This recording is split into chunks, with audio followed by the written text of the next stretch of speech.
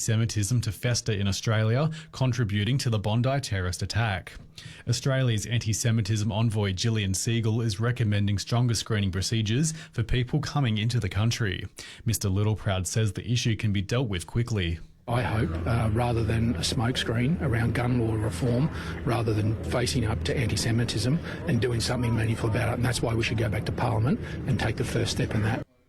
The ACT government is reportedly considering lethal management of the territory's wombat population due to the damage they cause when they burrow. The proposal is being slammed by the ACT Greens, who say the government doesn't have enough evidence to get it over the line. The ACT government has issued a response to reports saying they seek to adopt a holistic and informed approach to managing the animal. Greens Deputy Leader Joe Clay says there are plenty of other ways to manage the wombats. There are lots of ways to cohabit with wombats. There are different fencing methods, there's different education methods, there's relocation methods. There are so many ways that we can help our farmers deal with any problems that they're encountering, and government hasn't even done that basic level of help and working with the farmers and providing education and support and assistance to help them deal with whatever problems they're identifying. Former ACT Attorney General Gordon Ramsay has successfully varied his bail conditions at a pre-hearing mention on Monday. The 61-year-old has pleaded not guilty to encouraging a boy to commit an act of a sexual nature between 2022 and 2024. The court heard that Mr Ramsay's residence conditions have changed to a relative's address. The matter has been adjourned to March 3. And the Council of ACT Motor Clubs is bringing their heritage motoring display back to Canberra next year. The decision comes as the council faced issues of hosting the event across the border in Queanbeyan and them wanting to allow more people to attend. The council's Paul Horenko says the event has had a makeover. It is now Wheels of Canberra, and we're holding it at Thoroughbred Park. In the news ahead, a man accused of tying a rope around the neck of a kangaroo and dragging it with his car has changed his plea to guilty in court. And a new report has found that the Canberra Raiders brought in a major boost to the territory's economy this season. Hi, Robin from Tyre Plus Phillip here. Merry Christmas to all our valued clients, and thanks for your support this year. We look forward to keeping you safe on the road in 2026, so feel free to pop by for a chat in the new year. Wishing you a wonderful holiday break. Domain Computers knows that tech can be tricky. They know it's not always easy to set up your new device. They have the solution. Introducing Set Up and Learn by Domain Computers. Free setup on any new device purchased. Laptop, phone, tablet or desktop. Plus enjoy a free half-hour tech lesson with their experts. No minimum spend, no brand exclusions. Get $300 worth of tech support with any device purchase. Set Up and Learn by Domain Computers, where technology meets simplicity. Colley Street, Fyshwick. Now back to 2CC Midday News. A man accused of tying a rope around the neck of a kangaroo and dragging it with his car has changed his plea in court to guilty. Caitlin Lewis reports. 61-year-old Michael Anthony Holmes was scheduled to appear in the Queanbeyan local court yesterday, but his matter was dealt with in minutes after he changed his plea. He pleaded guilty to one count of committing an act of aggravated animal cruelty. Court documents state Holmes saw a kangaroo lying down and struggling to get up on the fence line of his rural property near Bywong, later tying a rope around its neck and dragging it 400 metres down the road with his car. The matter was adjourned to February 23 for sentencing. Caitlin Lewis, Capital Radio News. A new report has found that the Canberra Raiders brought in a major boost for the territory's economy this season. The Nielsen report shared by the club shows that the NRL and NRLW regular season matches at GIO Stadium brought in over $27 million to the local economy, with more than half of that coming from interstate and overseas visitors.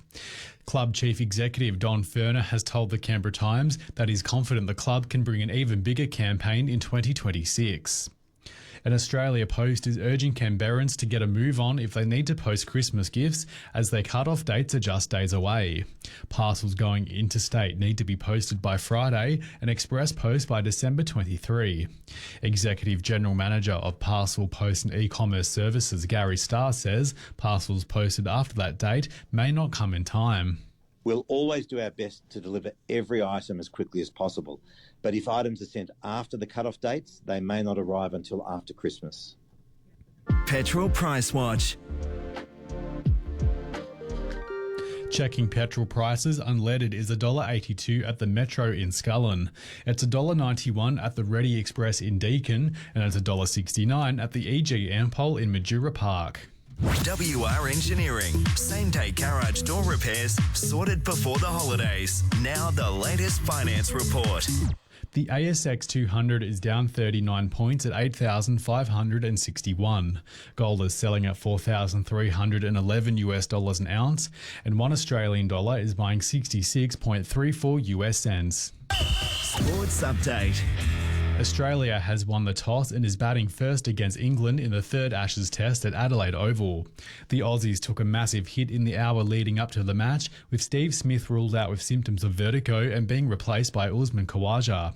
Captain Pat Cummins says Smith wasn't feeling well in the days leading into the match. He came and gave it a crack this morning, but didn't think he was going to get up for this one. So he's headed off home, but pretty lucky we got someone like Usman who can step right in.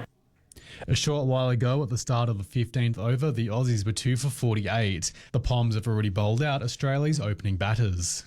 Cam Green has set a new record for most expensive overseas player at the IPL auction. He'll receive $3 million of the $4.17 million paid by the Kolkata Knight Riders. The NBL's Ignite Cup is at the AIS Arena tonight, with the Sydney Kings taking on the Adelaide 36ers. And French football giant PSG has been ordered to pay former star Kylian Mbappe 108 million Australian dollars in unpaid wages and bonuses. He'd been claiming 4 times that amount after leaving the club to join Real Madrid in June last year. And that's the latest from the Capital Radio newsroom. 2CC weather. Alexander Watson Insulation. Canberra's hot. Your house doesn't have to be. It's sunny today, going for a top of 33. Tomorrow it's staying bright and sunny, rising to 37. On Friday there's a shower or two and a possible storm, staying at 37. And Saturday, showers and storm developing, going for a top of 32 degrees. Right now it's 26 in Ford, it's 26 in Civic, and it's 27 degrees in Curtin. Canberra's news leader is 2CC. Stephen Senatiempo. The only people with blood on their hands are the perpetrators. One who is dead, the other who's just woken from a coma and will be now questioned by police, hopefully charged, and if found guilty, the book be thrown at him. Now, I know there's people out there saying, but this Sajid Naveed emigrated to Australia under the Howard government. Well, fair income. Let's talk about what has happened in the last 2.5 years that led to or emboldened these alleged murderers to do what they did. Canberra's Best Breakfast with Stephen Senatiempo. Weekdays from 5:30 on 2CC. Heading out with your mates? Plan ahead to get home safe. Every ACT policing vehicle can enforce the road rules anywhere, anytime. They don't just stick to main roads or certain times of day. ACT policing can carry out random breath tests and mobile drug tests anywhere, anytime. So if you drink or take drugs and drive, you can stop it or cop it. Visit act.gov.au/road safety. On 2GB and network stations.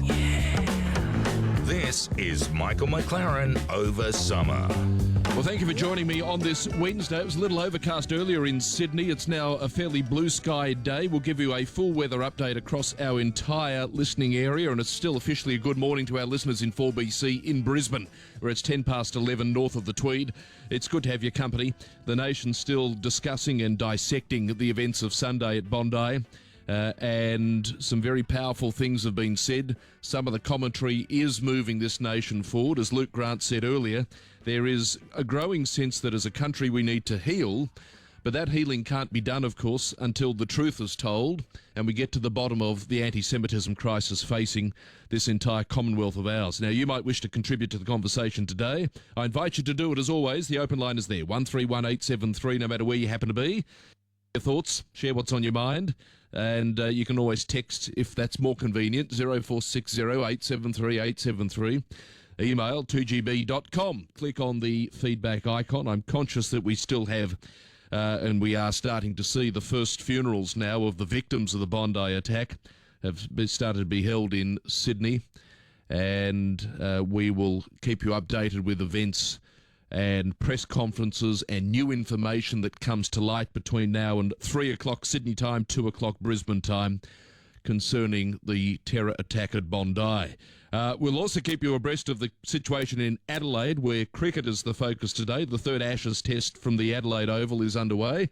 Last time I looked, Australia were 2 for 62. It looks like England have just dropped an opportunity in the slips there, so we're still 2, but for 67 now. And the Adelaide Oval looking resplendent, it has to be said. I saw some drone images earlier. It was absolutely gorgeous. I mean, I love Adelaide. I think Adelaide's a fantastic place. Be happy to live there. I know that's not trendy to say, but it's one hell of a city. And that North Adelaide part of the city with the cathedral and the cricket ground and some of the old buildings is a truly remarkable piece of architectural Australia. If you haven't been, you should. After 1 o'clock Sydney time, midday Queensland time, Hank Jongan, the General Manager of Services Australia, will join us. And that's the plan. Of course, if there's a significant press conference or something that comes to light concerning Bondi, we will go there, of course. That's our first priority all today, and in fact all week. But Hank, the plan is, will join us. So if you've got some questions, anything to do with interactions with Services Australia, it's often Centrelink and all these sort of issues that people sometimes struggle to get some help with via the normal portals. Hank is a wonderful representative of Services Australia, great manner with listeners, and he will attempt to get your problems sorted. So give us a call in about 50 minutes from now, and we'll put you through to Hank. He'll also give us a bit of an update about service centre availability and support over the Christmas period. Blake went from Pretzel. Let's try that again. From Pretzel will be with us. If you've got some questions about your personal finance at about 1:30 Sydney time, 12:30 in Queensland, Blake's your man. So get those questions ready heading into Christmas, which can be for many actually a pretty difficult financial time of the year. We'll touch base with Ben in Brisbane to see what's coming up on 4BC Drive. Trent filling the chair for Clinton on Sydney Now after 3 o'clock in Sydney. And any news that comes to light, of course, we'll bring it to you. 131873. You won't have to go anywhere. Now, as I've been speaking, Josh Frydenberg, the former Treasurer of Australia, a very proud Jewish Australian as well, has arrived in Bondi, and he's been holding effectively a press conference. He's been giving quite the impassioned commentary in Bondi. I've just seen people applauding him. I want to share with you a good chunk of what Mr. Frydenberg's had to say, because it's clear he's come to Bondi today with a purpose. He's come on a mission, and he's come to lay down the truth about the situation which is before not just the Jewish community in Sydney and Australia, but indeed the entire nation. And so here is Josh Frydenberg speaking a little moment ago to a gathering crowd in Bondi who are applauding, it seems, his every word. Let's take a listen. People who have lost their life in the deadliest terrorist attack in Australia's history, in the greatest loss of Jewish life since October the 7th, anywhere and around the world outside the state of Israel. Rabbis, Holocaust survivors,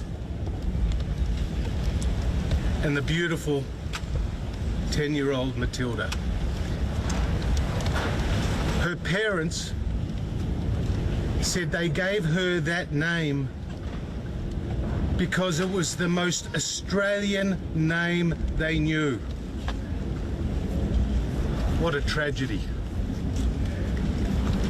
This massacre at Bondi is the greatest stain on this nation,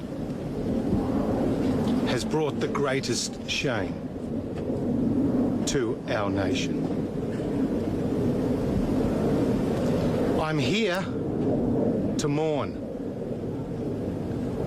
but I'm also here to warn.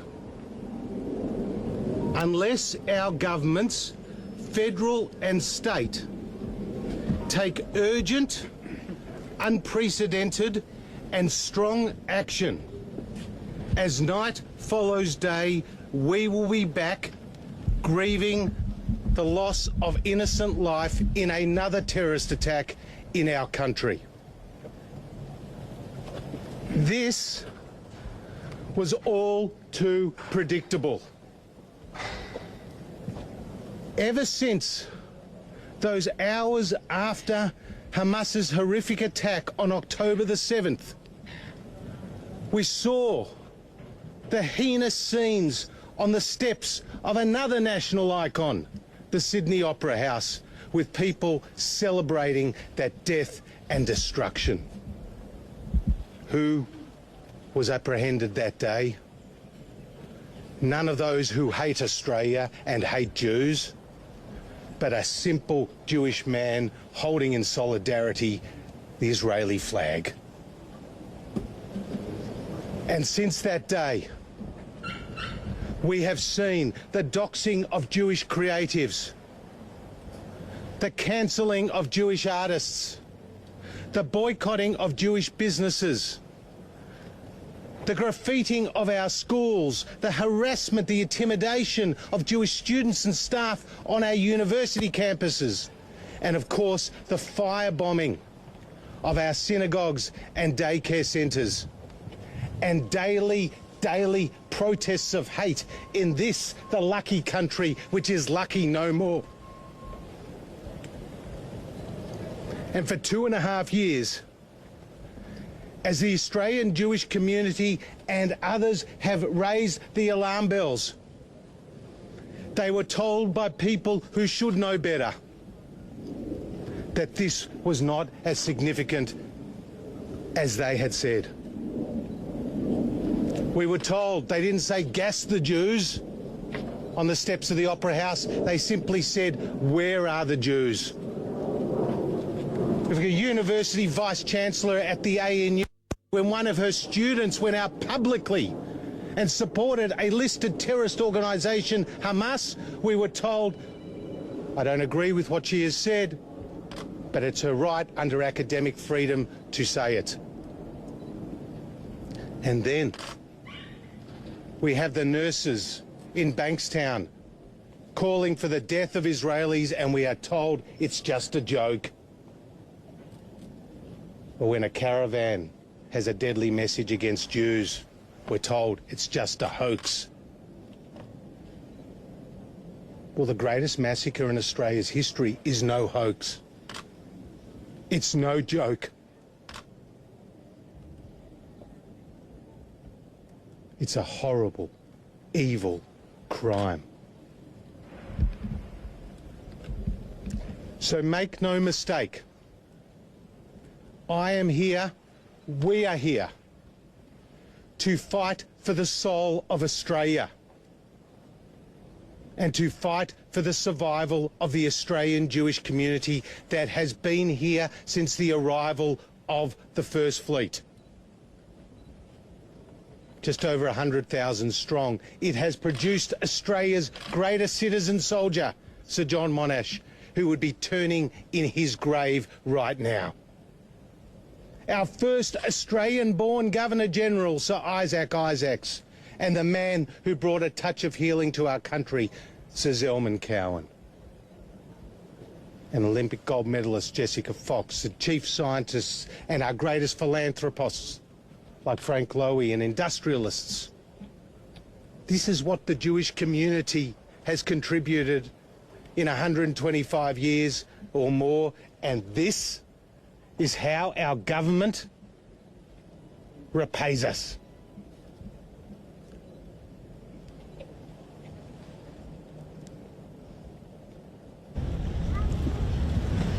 We, as a Jewish community, have been abandoned and left alone by our governments. Our governments have failed every Australian when it comes to fighting hate and anti-Semitism. Our Prime Minister, our government, has allowed Australia to be radicalised on his watch. It's time for him to accept personal responsibility for the death of 15 innocent people, including a 10-year-old child. It's time our Prime Minister accepted accountability for what has happened here. And it's time our leaders stood up and led at last and finally. This is a time for accountability and action. So, Prime Minister, I am going to give you some ideas about what you need to do. Yes.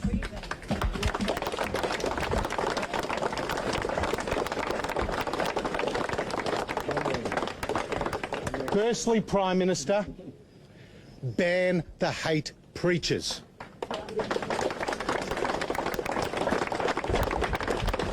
On October the 8th,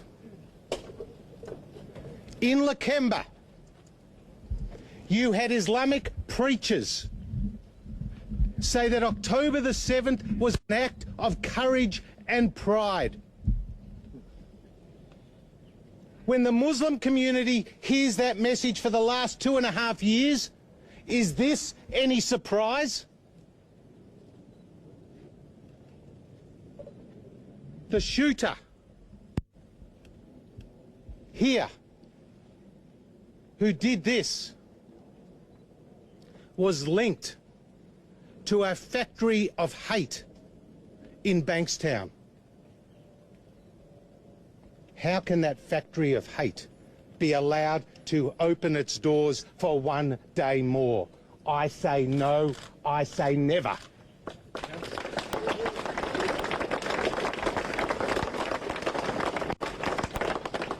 Second, Prime Minister, ban these extremist organisations that have been allowed to flourish on your watch in our country when you have been Prime Minister.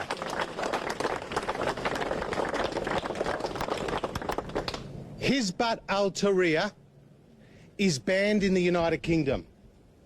It's banned in Germany. It's banned in moderate Muslim states. Yet it is not banned here in Australia.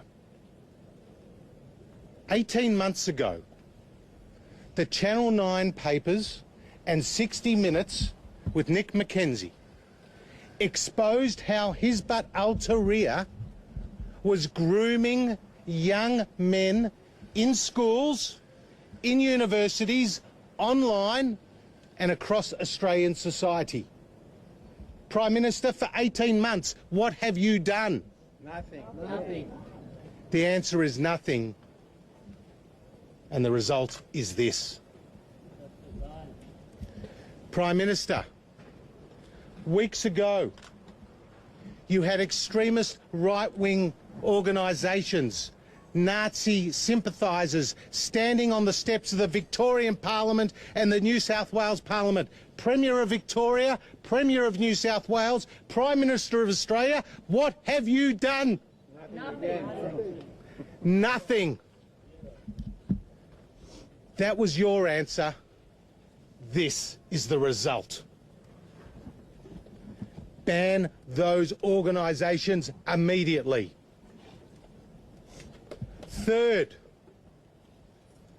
prosecute those who incite violence and hate that has produced this. I interviewed the Prime Minister for my documentary 18 months ago on anti-Semitism. I put to the Prime Minister that Dennis Richardson, one of Australia's most distinguished security professionals, the former head of ASIO, the former Secretary of Defence, the former Secretary of Foreign Affairs, the former Australian Ambassador to the United States, said that the statement, "A river to the sea, Palestine will be free," was a very violent statement that had no place on our streets. And I put to you, Prime Minister, that this is what Dennis Richardson said. And you agreed. You said it had no place on our streets. Yet what have you done, Prime Minister?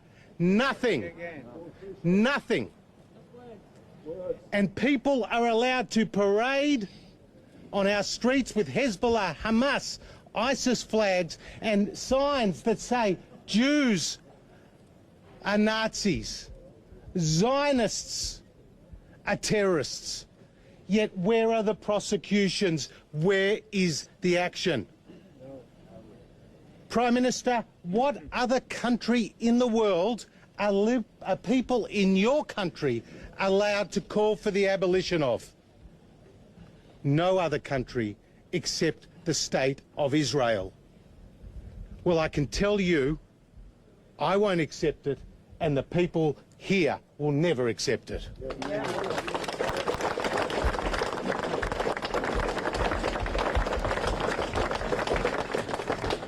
Fourth, stop the protests. For 2.5 years.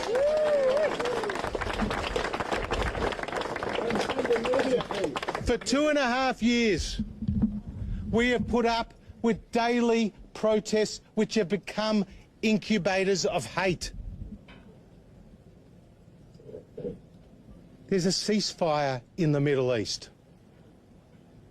Israel launched a defensive action against a listed terrorist organisation that took more than 1,200 innocent lives and hundreds of Israelis hostage.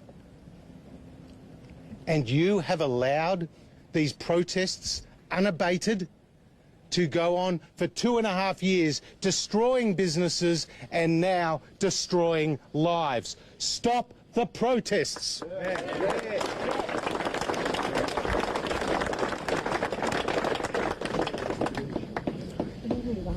Fifth, invest in education.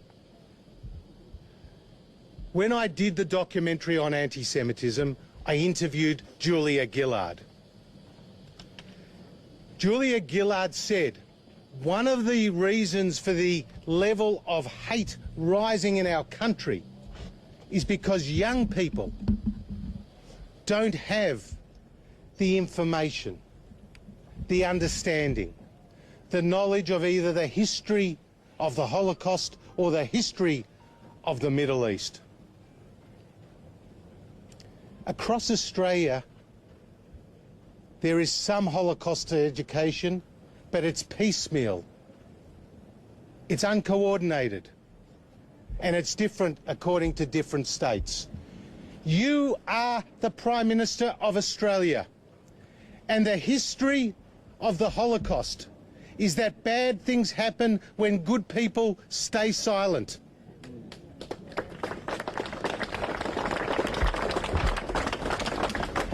So it's up to you not to sprinkle a bit of money around Holocaust education after a horrific terrorist attack, but to take the initiative now with wholesale, wide-scale reform to our education system. Teach Australian values of tolerance, respect. This was an attack on Australia. Absolutely. And this needs root and branch change at our education system so that this never happens again.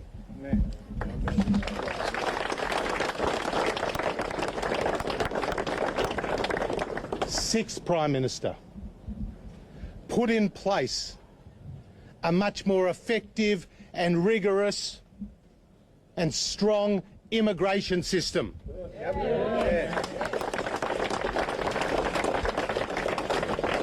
On your watch, thousands of people have come from a terrorist hotspot without sufficient security checks.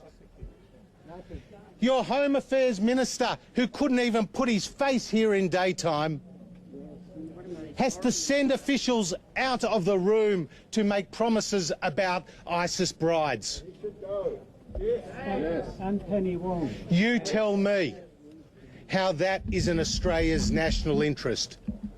You tell me how bringing people to this country who don't accept, who don't know our democratic ideals, our values of tolerance, you tell me how that makes any of us, Jew and non-Jew alike, more safe. It doesn't. And until you change our immigration system to remind people it's a privilege to come to this country, it's a privilege to stay in this country, it's not their right, then nothing will change.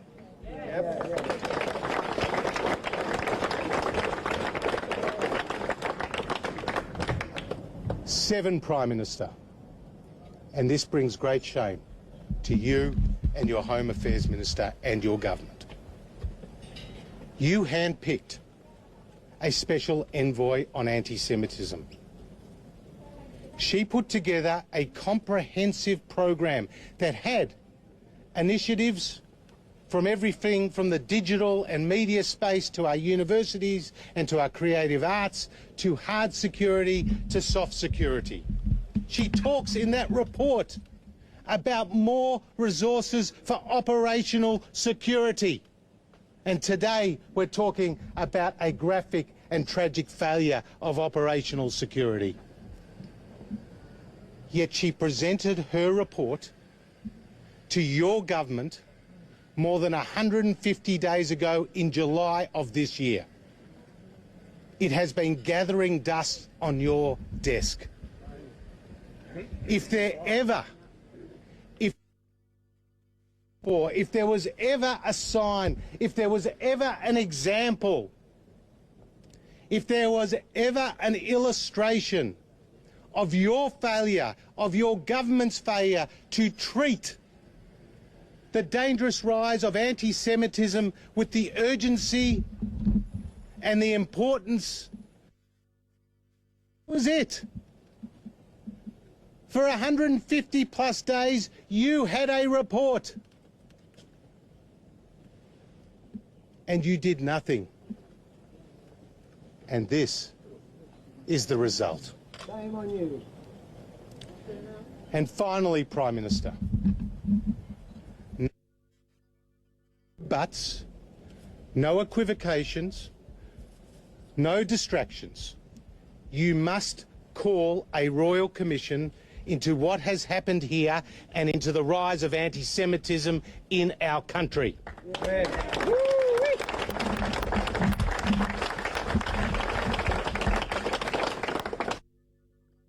Supported a royal commission into our banks. You have supported a royal commission into our welfare system. You have supported a royal commission into aged care. And now the most deadliest terrorist attack in Australia's history has occurred on your... No ifs, there is no buts, there must be a royal commission called immediately. Yes. Yeah.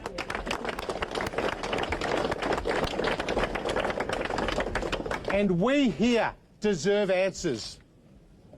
We don't need pious words of comfort. We need answers. Did people come into this country with these views that are so antithetical to our democratic ideals? How did these people in Australia go unchecked to the Philippines for terrorist training? How did these people licensed firearms that they used on innocent civilians? How were these people radicalised in Islamic ideology? And how, with some 1,000 people here in a heightened threat environment, did we just have 3 police ill-equipped to provide the first and fundamental duty of both the state and the federal government to protect the safety of their citizens? And we need answers. We need solutions. And Prime Minister, I heard you say yesterday that you're ready for the fight on guns. Well, let me tell you, guns may have stolen the life of 15 innocent civilians. Radical Islamist ideology that pulled the trigger.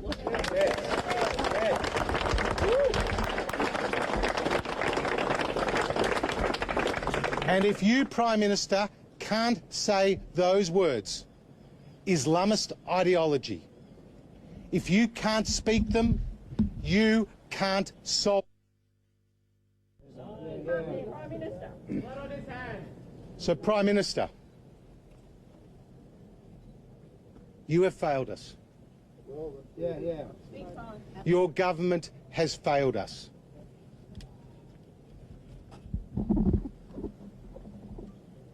You sit in a chair. You earned that title. If you don't want to do the job, give it to somebody who will. Thank you.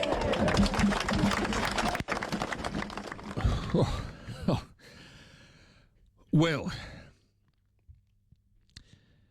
if that's not the most compelling speech you will ever hear from a politician or a former politician, anywhere, ever, then I don't know what is. Now, I played you that in full. You wouldn't have seen it. But can I tell you, Josh Frydenberg did not have one note. Not one piece of paper. There was no teleprompt. They were the words of a man speaking from the heart. And they stand in stark contrast to a lot of the words we've heard spoken by many elected officials since Sunday afternoon. I mean, forget JFK and what you can do for your country. Forget Thatcher. Forget the greats from ancient Greece or ancient Rome. When your kids or your grandkids ask you what the most powerful speech ever given by a politician was in the history of man, tell them one name. Frydenberg. And you just heard it then.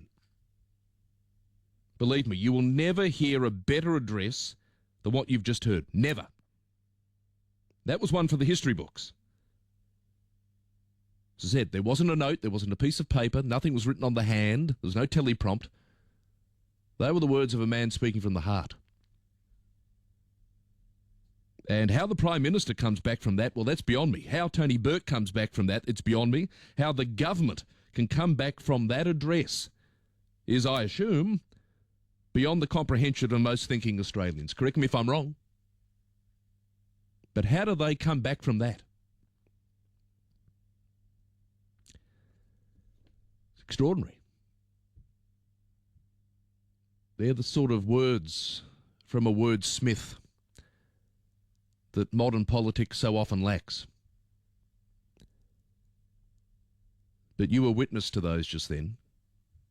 You'll never forget them. And we've got to make sure no one ever forgets them.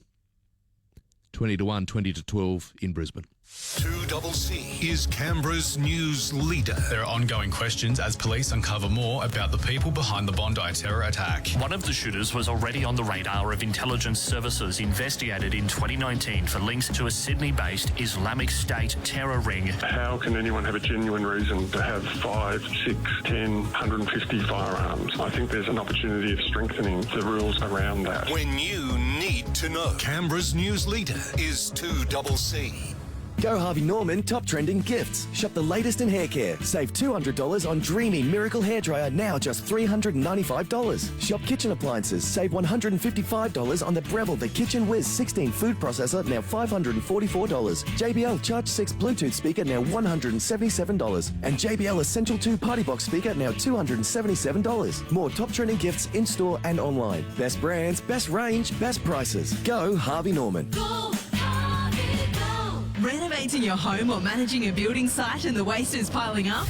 ACT Skip Hire has got you covered. With friendly and helpful staff, they're the ACT's only skip company that recycles all bins in their recycling facility. With on-time delivery and bookings available online, it's easy and hassle-free. Visit skipbins.com. ACT Skip Hire. The name says it all, so why wait? Clear the clutter and do your bid for the planet with ACT Skip Hire. Clean up and save the green.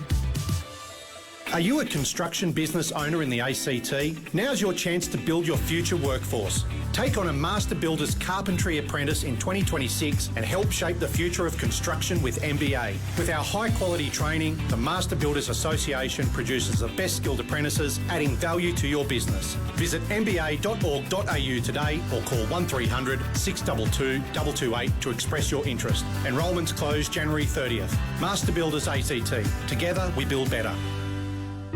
Hello, Bill Cole from William Cole Funerals. After more than 32 years serving the people of Canberra and surrounds, we continue to be the region's leading family-owned funeral service provider. Our philosophy is to celebrate a life with a funeral, specific and special to your family. Our caring team offers personal service, comfort and compassion. We take pride in what we do. It's what we do best. Go to williamcolefunerals.com.au.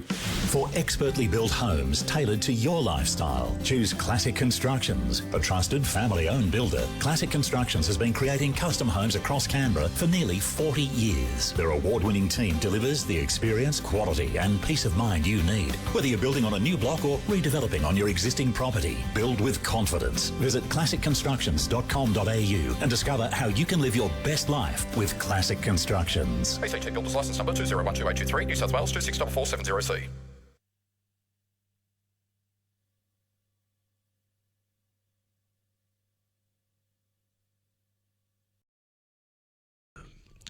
Well, after a speech like that, the likes of which you will never hear again, you have never heard before, that is the greatest speech I think I've ever heard given in the English language, full stop. I might be wrong, but that was Churchillian. That'll go down in the history books. But it'll really only matter if the history books from here on in also show that what Josh was speaking about is acted upon and the country has changed as a result. But I've never seen a response like this in all the years I've been on radio.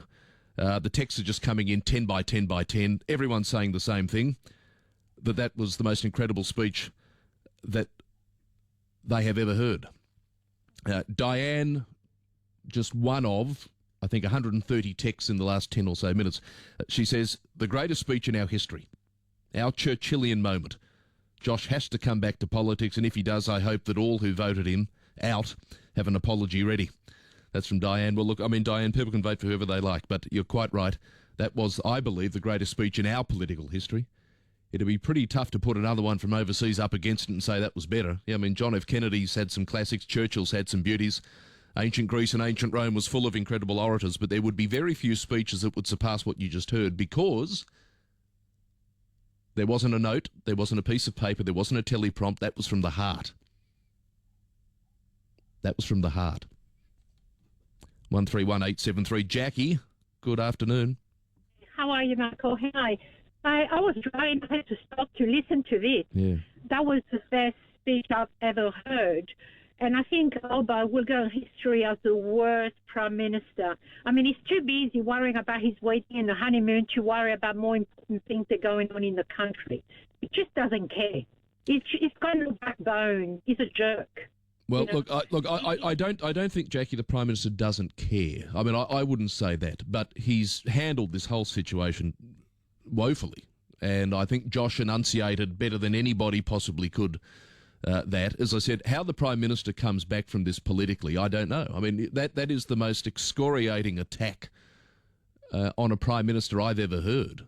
I mean, political boffins, Jackie, would say, oh, yeah, you go back to the Thatcher years and there was Geoffrey Howe, the former Foreign Affairs Minister or whatever he was, and he crossed the floor and he gave it to Thatcher from the back bench, from the opposition's benches, and she stared at him and that was a very famous takedown from within the Conservative Party. This was, I think, the most powerful speech that I've ever heard, and I don't know if the intention was to diminish the Prime Minister's position politically. Intention or not, how could it do anything other than that? Extraordinary words. Thank you, Jackie. Appreciate your call. Louise. Hi, Louise. Hi, Michael. I personally don't want Albanese to come back from that. I think Josh needs to come back into politics, and every Conservative will be back there to vote for him. Well, I can't see how they wouldn't. I mean, look, it's rare I'm lost for words because it doesn't suit this industry that well to be lost for words. You hear, the rescue tape come on pretty quickly, but I just sat there and said to the team, drop the ads, forget it. We're just taking this. We're not going to pull away from this.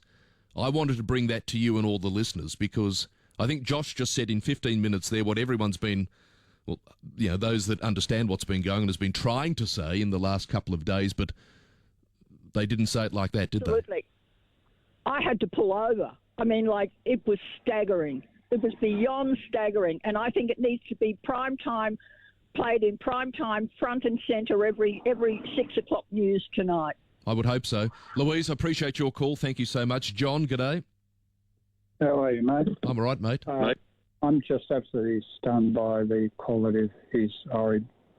But look, I've just run Susan Lee's office and I've just suggested very strongly that she gets Albanese to recall Parliament now, forget about Christmas.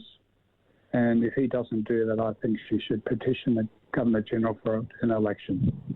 John, appreciate your call. We'll await to see what Susan Lee's next move is. We've asked Susan to come onto the program today. If there is time, she will.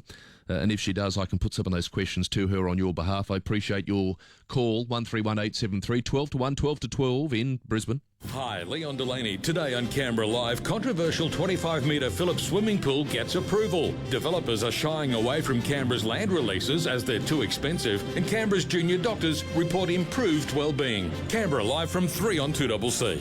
At Harvey Norman, buy now with no deposit 50 months interest-free on a participating Latitude credit card and get a bonus gift card up to $1,000. Furniture, bedding, TVs, fridges, computers and more. Shop with no deposit 50 months interest-free from Latitude Financial Services and get a bonus $100 gift card for every $1,000 you spend. Monthly credit card fee currently $10.95 applies. New customers must be approved. Minimum finance $750. Equal monthly payment plan, T's and C's, charges and exclusions. Don't miss no deposit 50 months interest-free from Latitude at Harvey Norman now. This is Stephen Senatiempo on 2CC to let you know that Stillwell Hotel at Charlotte Pass is now open daily for summer. Located in the centre of Charlotte Pass Village, Stillwell Hotel is the perfect place for accommodation, food and drinks at the top of Australia. Heading out on the new Snowy's Alpine Walk, Stillwell Hotel puts every iconic trail within easy reach, and it's the perfect spot to grab a bite, enjoy a drink and relax after the walk. Stillwell Hotel. It's where Charlotte Pass meets, eats, drinks and stays this summer. Looking for an unforgettable dining experience? At Water's Edge, enjoy breathtaking views of Lake Burley Griffin and the fresh flavours of their new summer menu. They're open 7 nights a week, perfect for any occasion. Savour summer with their elegant indoor high tea for just $65. Or try the new seasonal sharing platter. Planning a celebration? Book now for your December parties. Water's Edge Restaurant, where every moment is extraordinary. Talking Canberra, 2CC, a Capital Radio Network station. We're talking Canberra. This summer's gonna be hot. Keep cool with help from the Energy People. With over 25 years of experience, Canberra's own Energy People know how to keep you cool with the right air conditioning system. You can electrify with the new Actu-AGL discounts that can save you up to $6,000 on ducted reverse cycle and wall-mounted split systems.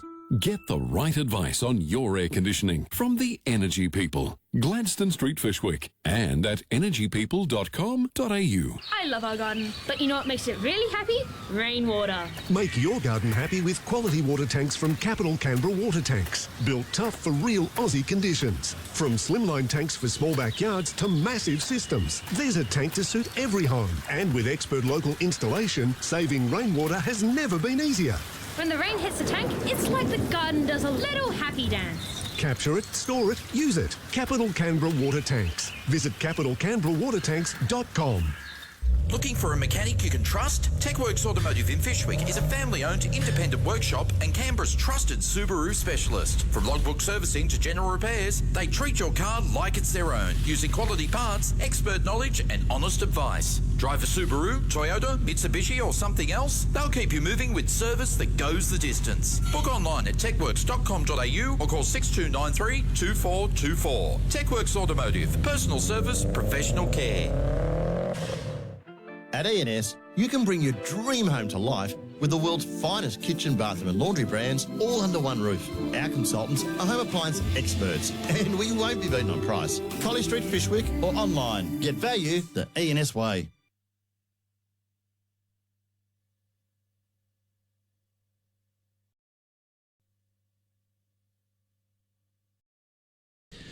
The response to that speech by Josh Frydenberg, overwhelming. I'm doing my best to get through all your texts. The problem is I start reading a text and another 10 come in and I can't keep up. So I have never, ever seen a response to phraseology in the English language like I am witnessing right now. This has to be a turning point. A speech like that deserves a reaction of magnitude. 131873. G'day, Mark. Hey, Mike, how are you? Mate, look, I'm in awe. I'm still comprehending what I just heard. That was the best speech I've ever heard in my life. Absolutely mind-blowing, Michael. Absolutely mind-blowing. Now, we've just gone through our very first terrorist attack other than Port Arthur, right? But that Frydenberg hit the target. He hit the targets on many things, on how we've been managed as from governments and all the way through to the solutions, everything. That speech is going to stick with me forever. It needs airplay. It needs the media to get right behind him now. I agree. Right behind him and push it. Because if we don't do that, we're done. Well, Mark, I agree, and that's why I made the call to play it in full. I know it was a long chunk of audio, and we've had to drop some ads and the rest of it to bring it to you, but I think we would have been doing our listening audience and indeed the nation a disservice if we had interrupted, let alone cut it short. So that's why we did that, and it's getting the reaction I thought it would. I thank you for your call. Deng, hello, Deng. Hey, good morning, Michael. How are you? I'm all right, mate. Hope you are too. Yeah, good. I just want to comment on the speech that was made by the former treasurer. He actually made a very powerful speech, and I think he wounded the government, and I think the Prime Minister, our Prime Minister and the government are going to be in the weak position. So I think he actually, the man has made a speech that is comparable to those of the Kennedy's speech that he made during 1962 missile crisis and when he addressed the union. So the man, he made a better mind-blowing speech, as others people were saying. So he made a good speech, and the bottom line is the governments are wounded. Well said, mate. Lovely to hear your voice. Thank you for your call. 131873. Text coming through in truckloads. 0460873873. They're all saying the one thing, but I'll give you a bit of a sense. Jan says, if that speech of Mr. Frydenberg's doesn't send chills down the spine of every politician of every persuasion, then they really must be flogs. That's from Jan. Glenn says, best Australian speech I've heard. I've got goosebumps after it. Sharon says, that was beyond words. I had to stop the car to listen. Look, can I tell you the number of texts I've had from people who obviously pulled over listening and they had tears in their eyes? Josh Frydenberg's had tears in his eyes at Bondi, been very emotional. It's personal for him. But this is personal for the country. And I think everyone who heard it should do a service to the rest of Australia that perhaps didn't get the opportunity to hear it and make sure that they do before Christmas. 131873. Cricket update brought to you by the Honda Runout. On now. Great offers on the Honda ZRV and CRV while stocks last. T's and C's apply. Ashes update for you. Day one of the third Ashes test at Adelaide Oval. Australia lead the series 2-0, of course, but players are off the field for lunch. Australia finishing the first session 2 for 94. They lost the opener Travis Head and Jake Weatherald early in the day. Usman Khawaja settled things a bit. He's 41 off 55 not out. Marnus Labuschagne doing his bit as well, 19 off 39 not out. Play to resume at 1:10 p.m. Sydney time, 10 past 12 Brisbane time. So Australia 2 for 94 at lunch on day one in Adelaide. Money news on 2CC. Forecasts from a couple of the major banks are now expecting rates to go up by 25 basis points at the February meeting. NAB, they went one step further, predicting an extra hike by the time we get to May. A lot of people kept their monthly repayments exactly the same when we saw those three cash rate cuts in 2025.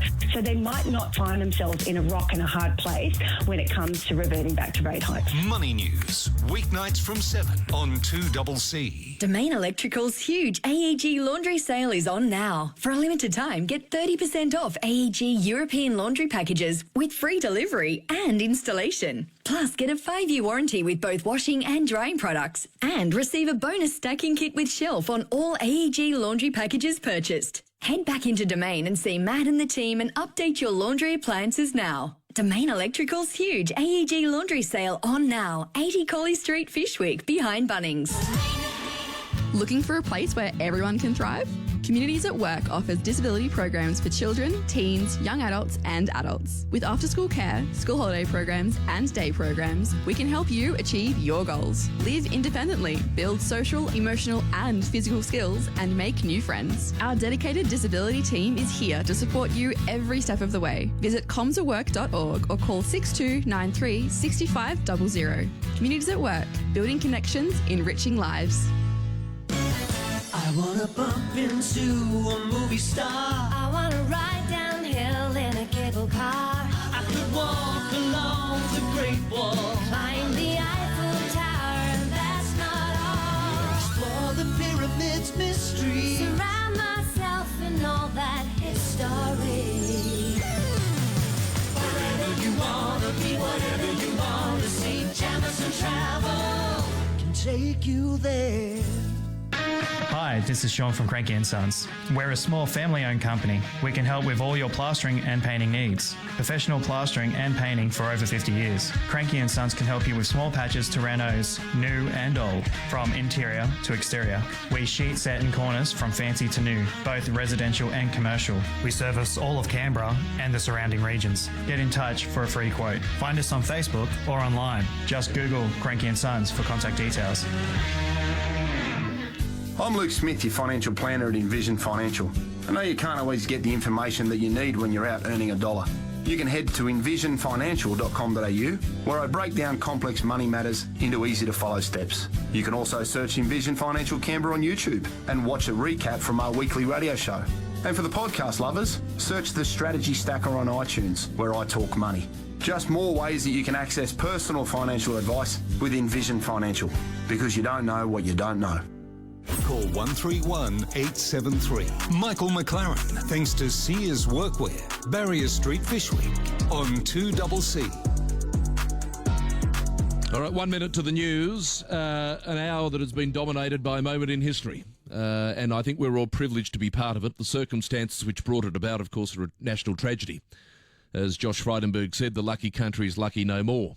He's right. But we've got to rebuild this country. And he gave at least 8 practical steps that the government could take as building blocks toward that. So, Prime Minister, government, it's now over to you. You're the ones in the big chair. You're the ones with the power. You're the ones that can make this happen. You're paid well to do it. Do your job. Do your job. And a lot of people are simply saying, how can I get that speech to my partner? How can I hit? Look, we'll do our best as to putting that up on the website. Well, obviously, there's going to be, we've got to work out how we can do that and the rest of it. But if we can, we'll do that. We'll put a link up on the website. You'll be able to share it once it's up there. And we'll point you in that direction as soon as that is done. As I said, news is next. Don't forget, in the next hour as well, Hank Jongan from Services Australia will take your calls straight after the news. This news for Malaganas Edwards Johnson. Find out if you're entitled to personal injury compensation. MEJ.com.au. From the Capital Radio Network, 2CC News.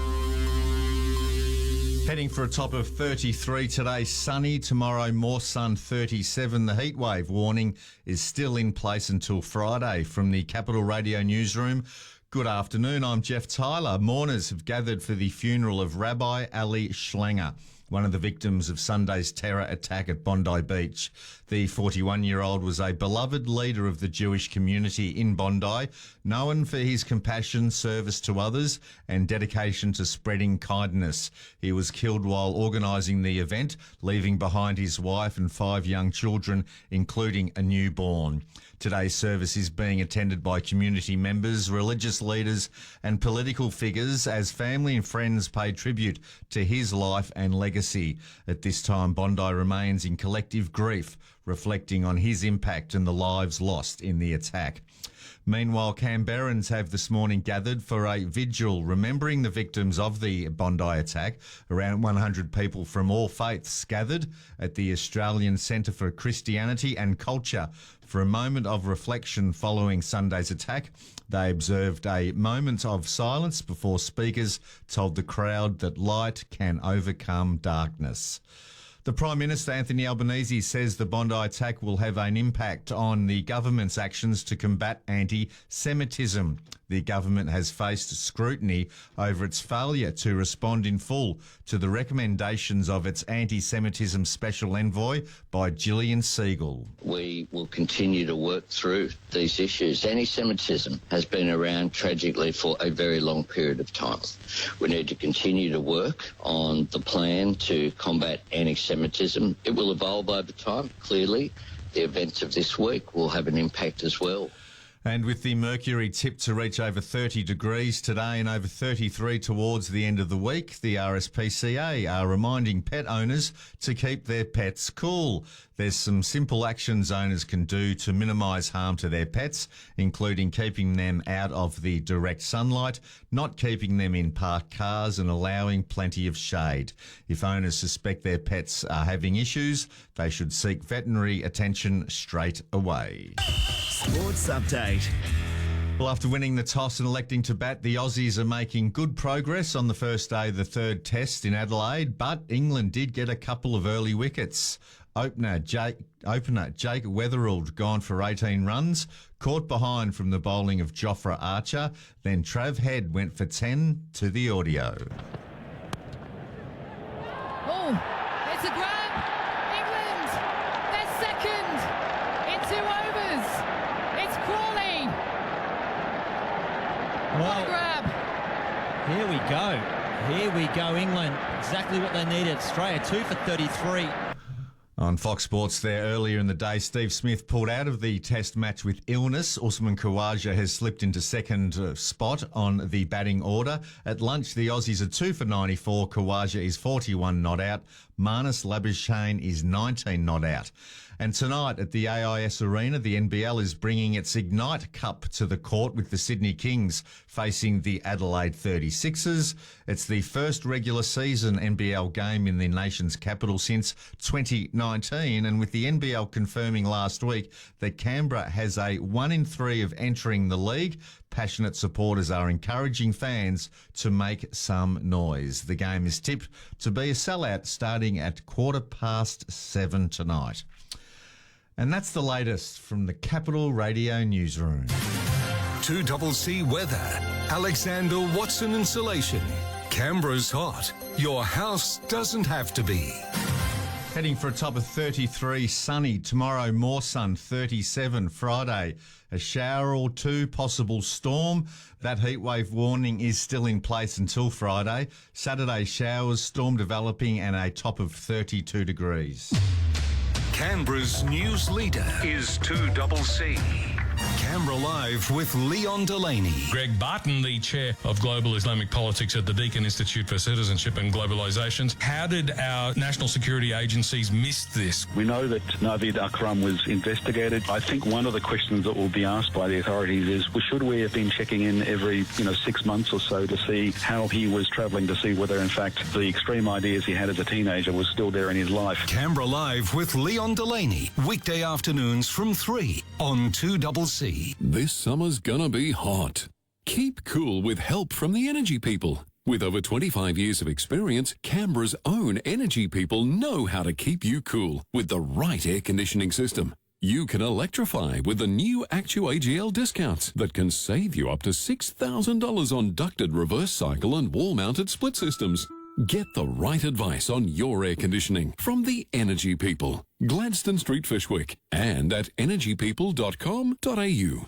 Classic Constructions invites you to experience their newest luxury display home, Carnegie House at 110 Carnegie Crescent, Griffith. This stunning home showcases the latest in architectural design and flexible living, tailored for the modern lifestyle. Visit Saturdays from 11 a.m. to 2 p.m. or book a private appointment. As one of Canberra's most awarded builders, Classic Constructions sets the standard in quality craftsmanship. Discover how you can live your best life. Visit classicconstructions.com.au for details. ACT Builders Licence Number 2012823, New South Wales 2644770C. Chop chop. For discount quality firewood from kindling to large cuts, call Sapphire Coast Firewood.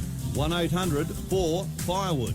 Drive in, load up, drive off. It's easy to get quality firewood at discount prices with Sapphire Coast Firewood. 1-800-4-FIREWOOD.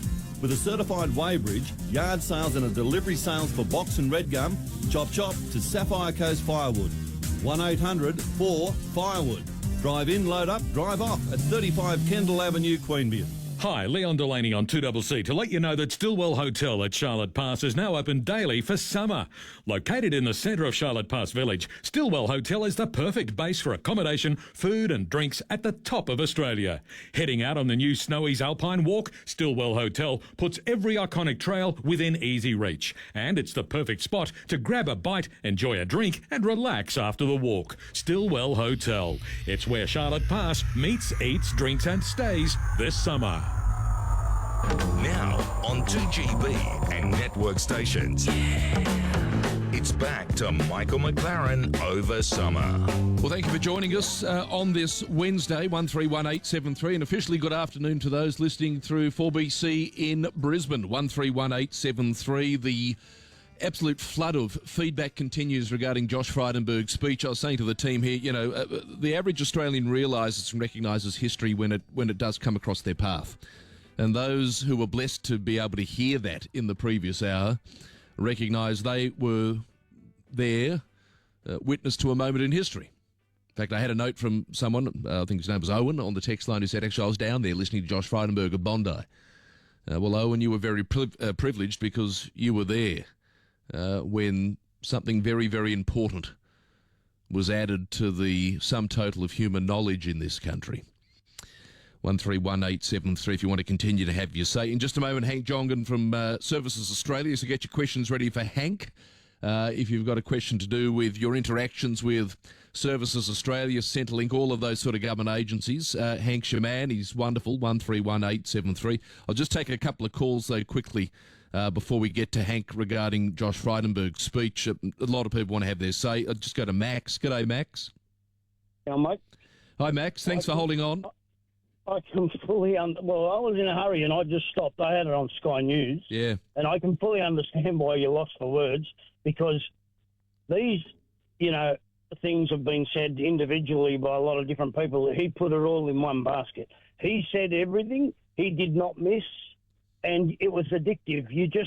Once you heard the first minute of what he was saying, you couldn't walk away. I actually phoned my brother who was working, who's been saying a lot of this as well. And I said, you've got to hear this. You've got to stop what you're doing. Put it on speakerphone, had it up to the TV. Yeah. He was just freaking out. And I don't know. I mean, this has to be replayed. I did hear one of your earlier callers, I think Margaret, she did say it has to be on the 6 o'clock news every night. It has to be. People have to hear what he said, and he should get back into politics. Well, the nation would be better if he did. It was a great loss when he left, but that's the democratic process. Look, I've never run a newspaper, obviously, in my life, Max. But if I were the editor of one of the major newspapers, I'd get a transcript of that and I'd stick it on the front page. I mean, that's what I'd do. And say, this is the most important thing you're going to hear in the current context for a very, very long time. And put it out that way. I mean, but it's not my call. That's up to them, but that's what I do. Thank you for your call. I appreciate it. Georgie, hi. Hello. I was listening to that speech when I was making some lunch, and I was just in the background, and suddenly it caught my attention, and I had to stop. I had to stop and listen to this man who was talking to us, the silent majority, in this way, and someone who could talk so well and express so much. I mean, this is history, and my husband has to hear this, and I think a lot of people need to hear what he I agree, Georgie. Sorry, your phone just dropped out there, but no, I agree with you completely. It was history. You were just a witness to history. And let's hope that historical moment, as I said earlier, is enacted upon by those with the power to do it, because that will give it extra impetus and extra gravitas, which it deserves. Those sort of words don't just deserve to be said and then lost into the ether. They've got to be acted upon. So let's hope that happens. It's our job to keep the government to account so that it does. Thank you, Georgie. Nice to hear your voice. 131873, the open line number. Well, as I said, we wanted to catch up with Hank Yongan today. Hank's been a great friend of the program, of course, for quite a long time, and he's the General Manager of Services Australia. Whenever he's on, we're bombarded with calls from people that just need a bit of help from the top. And leading into Christmas, of course, just around the corner, there are a couple of important reminders from the team at Services Australia about your interactions over the holiday period. So without further ado, Hank Yongan, great to speak again, and in advance, a Merry Christmas to you and the whole team. Oh, thank you very much. And of course, I extend the same to you and your listeners. It's always been wonderful to speak to you throughout the year. You've been generous with your time, and your manner with the listeners is always appreciated. We are heading into Christmas and the new year. Just sort of a basics here, Hank, before we get to some questions from people. What days are the service centres or the phone lines closed over Christmas and the new year if people have questions or interaction? Yeah, sure. Well, obviously the 25th, 26th and 29th of December, and again on the 1st of January. Now, the impact of this is that some people will be required to report their earnings to us a bit earlier. If they don't do it online, we'll have contacted them to just alert them that they've got the option of lodging their details a day or two earlier. But in addition to that, because we want to make sure people have money over the holiday season, some people will also receive their payments a day or two early, especially if they were due on either Christmas Day or Boxing Day. Now, it's really important to remember that this is your normal payment paid early. It's not an extra payment. So you do just need to think about budgeting, because your next pay will be on the normal payday. Okay, that's good advice. Okay. So the services that would still be available, actually, let me put it this way. The ones that aren't available, people just have to sort of time their run a little bit as we head into the festive season, as it were. Well, look, of course, our online services are available 24/7, right over the holiday period. So we always encourage people that need to declare their earnings to us to use that facility, and you can do that at any time. It's not affected by public holidays. But some people still report manually. We'll have contacted those people to explain to them what their options are.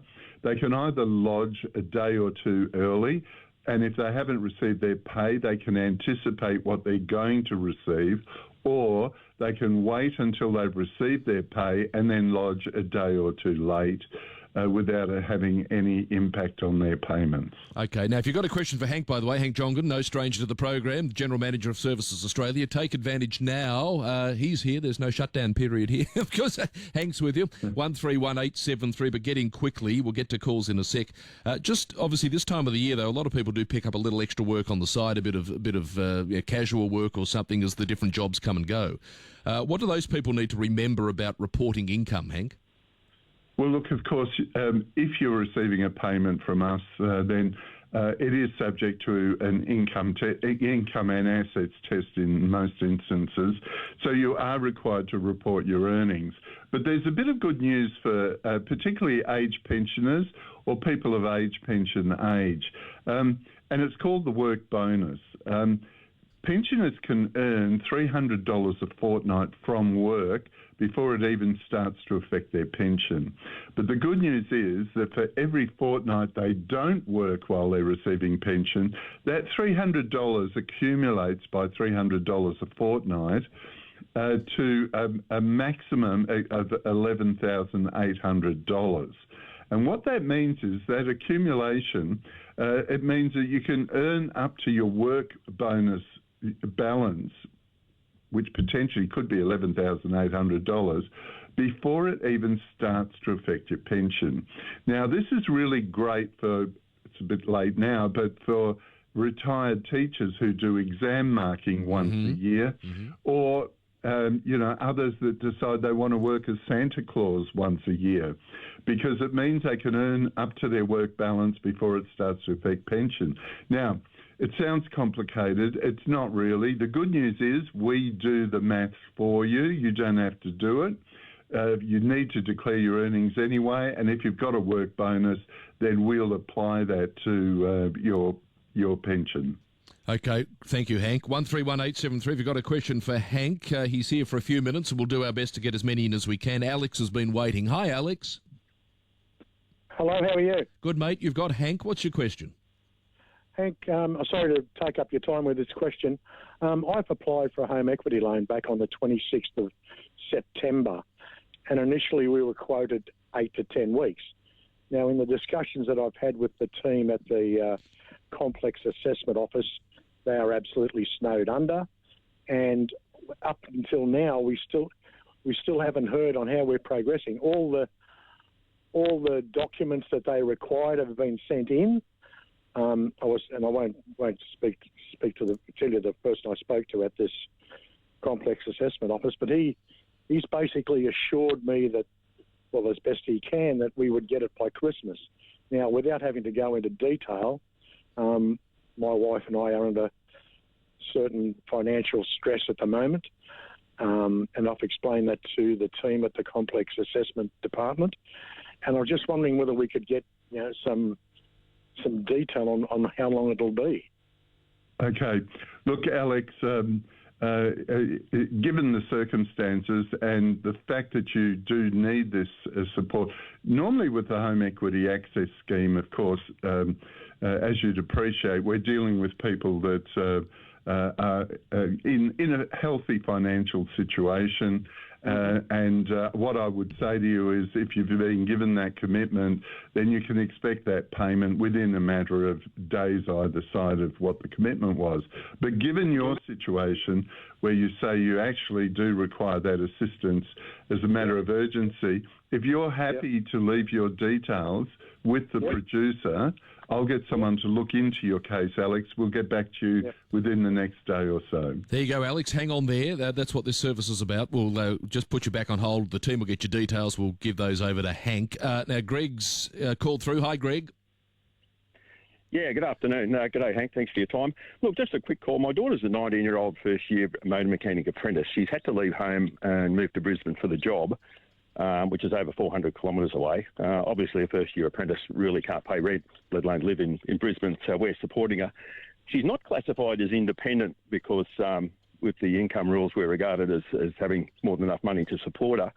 But some people have told us that after 18 months, if she remains living away from home, she might be classified as independent and then might get study and rent assistance, which would obviously greatly assist us because I'm a pensioner and my wife is still at work, so it's a financial burden. Is that correct? Look, I think there's a couple of rules that have been jumbled up in people's minds here. The first thing I'd say is that your daughter will be deemed as independent once she turns 22. So at that point, the parental income test will no longer apply.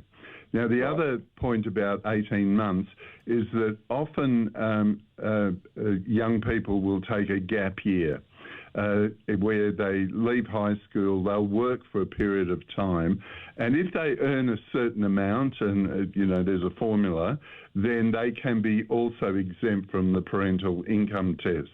So I think there's two rules here that have been jumbled up a bit.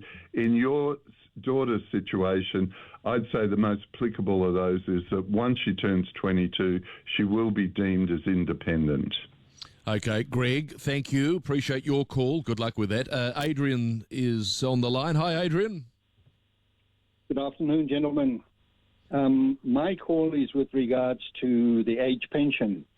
I submitted all my paperwork and it was accepted in May and was informed that by mid-June I should know something, but it's now December and I've heard nothing. I've checked numerous times. I've been to Centrelink in person. All they do is look on the screen and say they're working on it. Surely by now I should know. Yes, look, it sounds to me, and probably you've been told it's been referred to a complex assessment officer. And the reason for that is that it's more than likely that you have some complicated financial arrangements, which we have to confirm. As you can appreciate, we're putting someone onto an age pension for the rest of their life. We therefore need to be completely satisfied that all of the information that you've provided us is verified and confirmed. Now, there's two factors here. One, if it is complex, that takes some time. But secondly, we are often at the mercy of third-party organisations. For example, you may have a trust account and we may be needing to confirm the details of that. And we're waiting on documents that are being confirmed. But having said that, Adrian, you've been waiting since May. I extend the same offer to you. If you're happy to stay on the line, I will most certainly get someone to look into your case, and we will get back to you in the next day or two. Fantastic. Adrian, hang on there. We'll do the same. We'll grab your details. We've probably got time for one or two more, Hank, if you do. Peter's been waiting on. Hi, Peter. Hello, how are you? Good, mate. What's the question? I've got a friend who's got a disabled brother. He's not physically disabled in so many words, but he was born with water on the brain, and he's mentally impaired, and he can't hold down a job. In fact, he did an obscene act in a shopping centre and went through the court tonight. So he's not a bloke like that, but he just doesn't know right from wrong in a lot of places. And my friend Vittori's virtually his full-time carer. He feeds him and whatever and looks after him. I was just wondering, would he be suitable? I mean, he's only a self-employed carpenter. He does a bit of this and a bit of that to try and keep his head above water. And I was going to try and help him get this done, if it's possible. A carer's pension, is that what you're after, Peter? Yeah, carer's allowance, yeah. Yeah. Well, actually, look, there are two issues here. Firstly, you talk about the individual themselves. Depending on the nature of the psychological impairment, the person himself may actually qualify for disability support pension, because it's a payment for people who are unable to support themselves through employment due to a physical, intellectual or psychiatric impairment. So that's one possibility in terms of any support that might be available. The fact that you mentioned that this person is working would indicate to me that carer payment for the person that's providing support is probably not the appropriate payment, because in order to receive carer payment, you have to be providing full-time care and support to an individual that's not able to work. So, look, I'm afraid they're the only two options I can think of based on what you're saying. Okay, thank you, Peter. Annette's got a question from Canberra. Hi, Annette. Hi, how are you? All right, thank you. Yeah, I want to talk to Hank about the age pension work bonus. I know you've spoken on it many of times, but I've had a bit of an issue in that I do some work. I do block work. I might work for 3 months, so it will affect my pension and my work bonus. It will deplete very quickly. Now, my husband doesn't work. He's on a pension as well, but they only take into account my work bonus, but as a couple, as I work, it affects his pension, but I can't use his work bonus even though he's not using it. So I don't understand this. Look, you're raising a very valid point here, but they are the rules. Each individual, the work bonus applies to each individual, because it is an incentive for each individual to seek to do a bit of work if they choose to. So I think that's the underpinning philosophy that, in relation to the work bonus. You do raise a valid point, but look, from our perspective, of course, we have to apply the rules as they stand. Annette, I appreciate that. A few people ask questions around that age pension work bonus, don't they, Hank? We've had those over the years. Look, if we can get one more in, we will. Aileen, you've been very patient. What's your question for Hank, Aileen? Thank you for taking my call. I applied for the age pension quite some time ago, and unfortunately, my son and I, we have had 5 visits to Centrelink, and it's just been really annoying because they ask for documentation time and time again that we've already submitted, and then sometimes it doesn't seem to have any history when they look it up on the computer. And now, the last time, look, the documents that we have supplied, okay? And they constantly ask for more. And there are no more. There isn't any more. And in half an hour, I had to produce my driver's license 4 times. And it just seems like they just want to put a block on progressing things, and it's highly annoying, and my son has to take time off work and he gets upset, and so I don't know what else to do. Look, as I explained before, if people do have complex financial arrangements, then it can result in some delays because of the complexity surrounding the assessment of your eligibility. Can I just ask, what is the nature of the documents that we're asking about? Does it relate to superannuation, trusts, investments? No, marriage certificate. So I've been married more than once, and so it's marriage certificates. Now, we've got all the marriage certificates now, and there's still no result. Okay, Eileen, look, clearly, I hear the frustration in your voice, and clearly this is not falling into that category that I was talking about. I'm very interested in knowing myself what's causing these delays.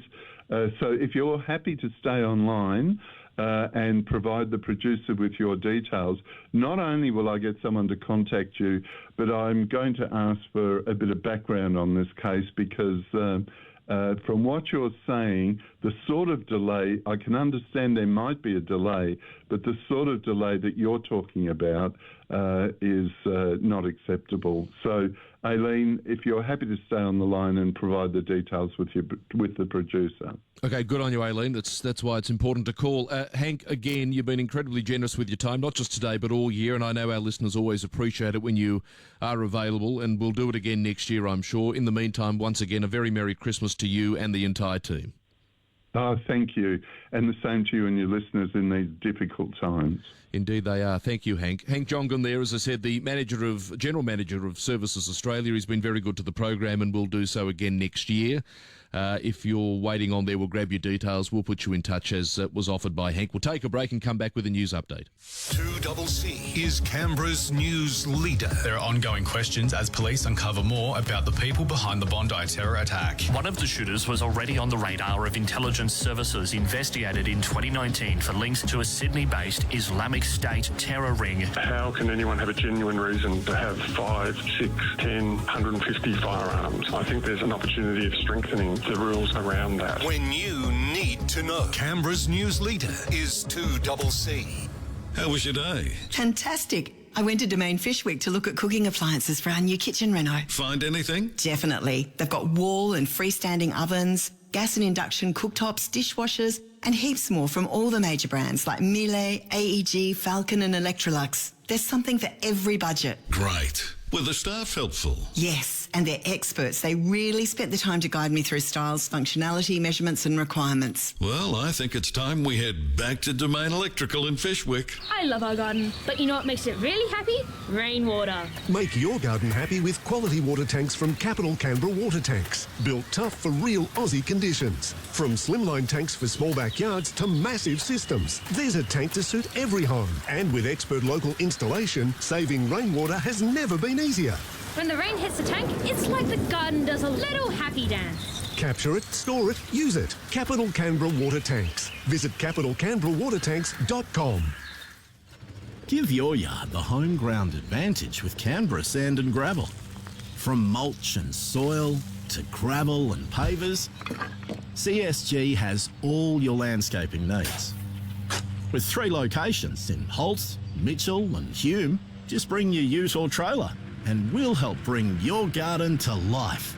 Family owned and locally operated for 65 years. CSG, helping Canberra grow. Renovating your home or managing a building site and the waste is piling up? ACT Skip Hire has got you covered. With friendly and helpful staff, they're the ACT's only skip company that recycles all bins in their recycling facility. With on-time delivery and bookings available online, it's easy and hassle-free. Visit skipbins.com. ACT Skip Hire. The name says it all, so why wait? Clear the clutter and do your bid for the planet with ACT Skip Hire. Clean up and save the green. Heading out with your mates? Plan ahead to get home safe. Every ACT policing vehicle can enforce the road rules anywhere, anytime. They don't just stick to main roads or certain times of day. ACT policing can carry out random breath tests and mobile drug tests anywhere, anytime. So if you drink or take drugs and drive, you can stop it or cop it. Visit act.gov.au/road safety.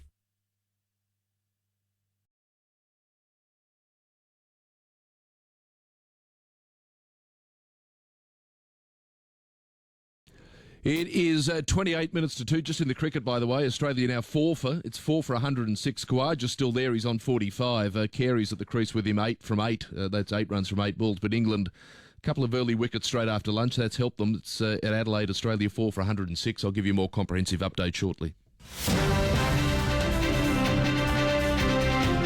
Up to the newsroom, Sasha, good afternoon. Good afternoon, Michael. Former Treasurer Josh Frydenberg is warning of another attack on the Jewish community if the federal government doesn't take urgent and unprecedented action on anti-Semitism.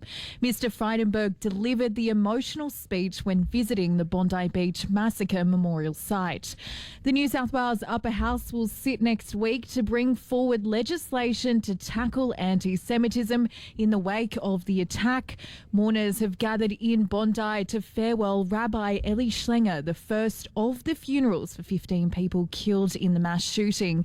And an increase in tax revenue and savings has improved the federal budget, reducing government debt by nearly $30 billion in a single year. In sport, Australia suffered a double blow in the third Ashes test in Adelaide. Manu Labuschagne was dismissed for 19 with the first ball after lunch, with Cameron Green going in the same over for a duck. The Aussies 4 for 106. Thanks, Michael. There'll be more news and sport at the top of the hour. On afternoons, a weather update. Sydney today, mostly sunny and 27. It is a nice day as I look south out the studio here. Penrith 31, 31 also for Richmond, 28 at Parramatta, Campbelltown 29, Bondi 24 today. Sunny and 31 tomorrow in the city, and then up to 34 they reckon on Friday with a sunny morning but a possible storm after that. As for Canberra today, 33 in the capital, it'll be sunny, Tuggeranong's the same. Up to 37 tomorrow though, and sunny in Canberra. Similar story on Friday, that is 37, but a shower or two and a possible storm expected. That's Friday. As for Lithgow today, 28 and mostly sunny, 32 for Mudgee, Orange 28, 31 at Bathurst, Katoomba 25 and Springwood 29. Mostly sunny at Lithgow tomorrow, 32. And for our listeners through 2LT, 33 on Friday. A bit like everywhere else, it seems. Possible shower and a storm. Brisbane today, partly cloudy with a top of 27. Ipswich cloudy, reaching a max of 28. Logan Central cloudy and a top of 27. The Gold Coast, partly cloudy and a top of 26. And Sunshine Coast, love the Sunshine Coast, partly cloudy, top of 27 today. As for some of the other areas around Queensland, rocky, showers and a possible storm for you, top of 31 today. Charters Towers, top of 32, showers and possible storm. Similar story for Charleville. Emerald, showers and a possible storm. Top of 34 though. Goondiwindi, mostly sunny and 35. Longreach, showers and a possible storm. Top of 35 today. Mount Isa, sunny conditions there. A max of 38 though. Kingaroy, partly cloudy and 26. And Roma, Partly cloudy and a top of 31 for you. Good to have your company right throughout the network. 131873 the number. We'll take a break. When we come back, Blake went from Pretzel. Get all of your personal financial questions ready. Hi, Leon Delaney. Today on Canberra Live, controversial 25-metre Phillips swimming pool gets approval. Developers are shying away from Canberra's land releases as they're too expensive, and Canberra's junior doctors report improved well-being. Canberra Live from 3 on 2CC. Go Harvey Norman. Shop split system air conditioners now with no deposit, 36 months interest free on a participating Latitude credit card. Shop in store, shop online. Shop the latest in energy efficient air conditioning from leading brands Fujitsu, Mitsubishi Electric, Samsung, Westinghouse and Rinnai. With no deposit, 36 months interest free from Latitude Financial Services. Monthly credit card fee currently $10.95 applies. New customers must be approved. Minimum finance $500. Equal monthly payment plan, T's and C's, charges and exclusions. Shop split system air conditioners with no deposit, 36 months interest free from Latitude now at Harvey Norman. Just because I live in an older house doesn't mean I can't have all the modern conveniences. With PAC Kitchens and Joinery, I can have stylish and functional spaces in every room. Like a modern kitchen, a beautiful bathroom, practical space-saving built-in wardrobes and efficient storage in my study. PAC Kitchens and Joinery have all their own trades, so coordinating my renovation is hassle-free. Visit packitchens.com.au and make a showroom appointment today.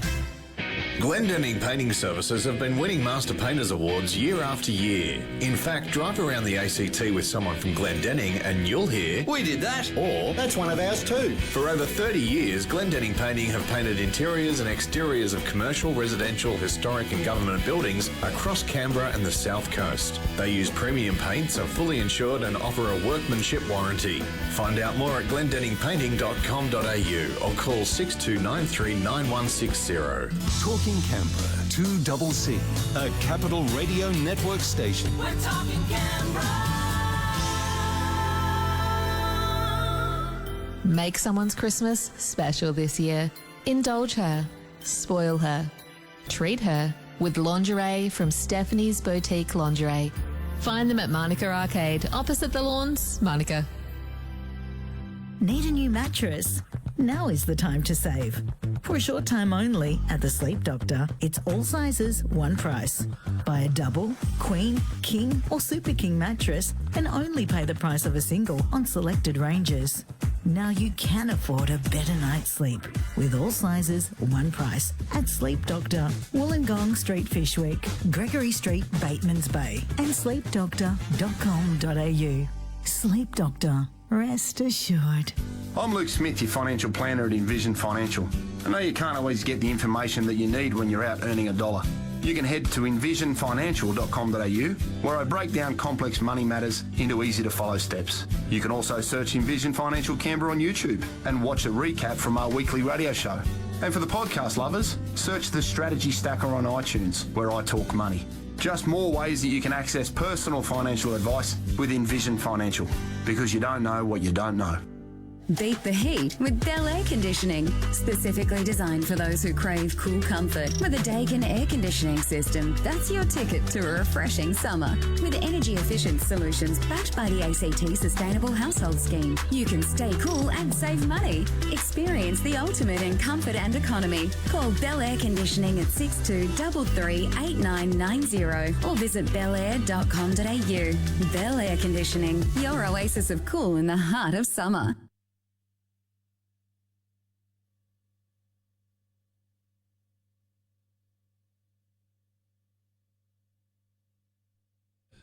I know Penny Wonga's on the ABC. I'll get a bit of audio in a moment. She's being asked by the journalist at the ABC about Josh Frydenberg's extraordinary speech earlier. And, Penny Wong saying, we've all got to come together and this sort of thing. So I'll get you a little audio of what Penny had to say on those specific questions shortly. But first... Now on Afternoons. Money, money, money. All things finance with Blake Went from Pretzel Financial Planning. Quality, trusted and understandable advice. pretzelwealth.com.au. And if you're listening in Brisbane, perhaps the name Blake Winter isn't as familiar to you this time of the day as it otherwise would be, but Blake's from Pretzel Wealth, and you can have a complimentary consultation with Blake and the team today. Just go to pretzelwealth.com.au. If you've got a question about your personal finances, now's the time to ask. You've got one of the best in the business here, 131873. Blake, good afternoon. Good afternoon, Michael. Now, a lot of financial news going on. Of course, the focus very much Bondi, but whilst different addresses were being made and whatever, we've had the Federal Treasurer down in Canberra alongside Katie Gallagher, the Finance Minister, with the mid-year economic and fiscal outlook. Phil Curry saying that the budget will be in the red until at least 2035-36. I mean, if we're being a little blunt, here's a question.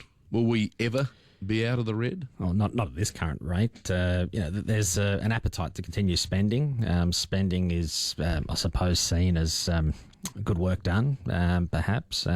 But the deficits that are going on, I mean, what that's simply saying is taxpayers, we pay money to the government, we give them our tax dollars, and then they're spending more than what we're paying towards them. And so, obviously there's cuts that could be made potentially to certain areas, but it would be very unpopular. And so they're in a tough spot, because if you cut programs, well, you're going to upset someone. And so it's a balancing act, and unlikely we'll see any surpluses moving forward, because there is that appetite to appease people and make sure everyone's looked after, and that's a nice thing to be doing, but it means that we have to take on debt, and we'll eventually cross the $1 trillion of debt and move past that, and $1 trillion will seem small when we look back 15 years at this moment, and off we go. So no, I don't think we'll get back to surplus.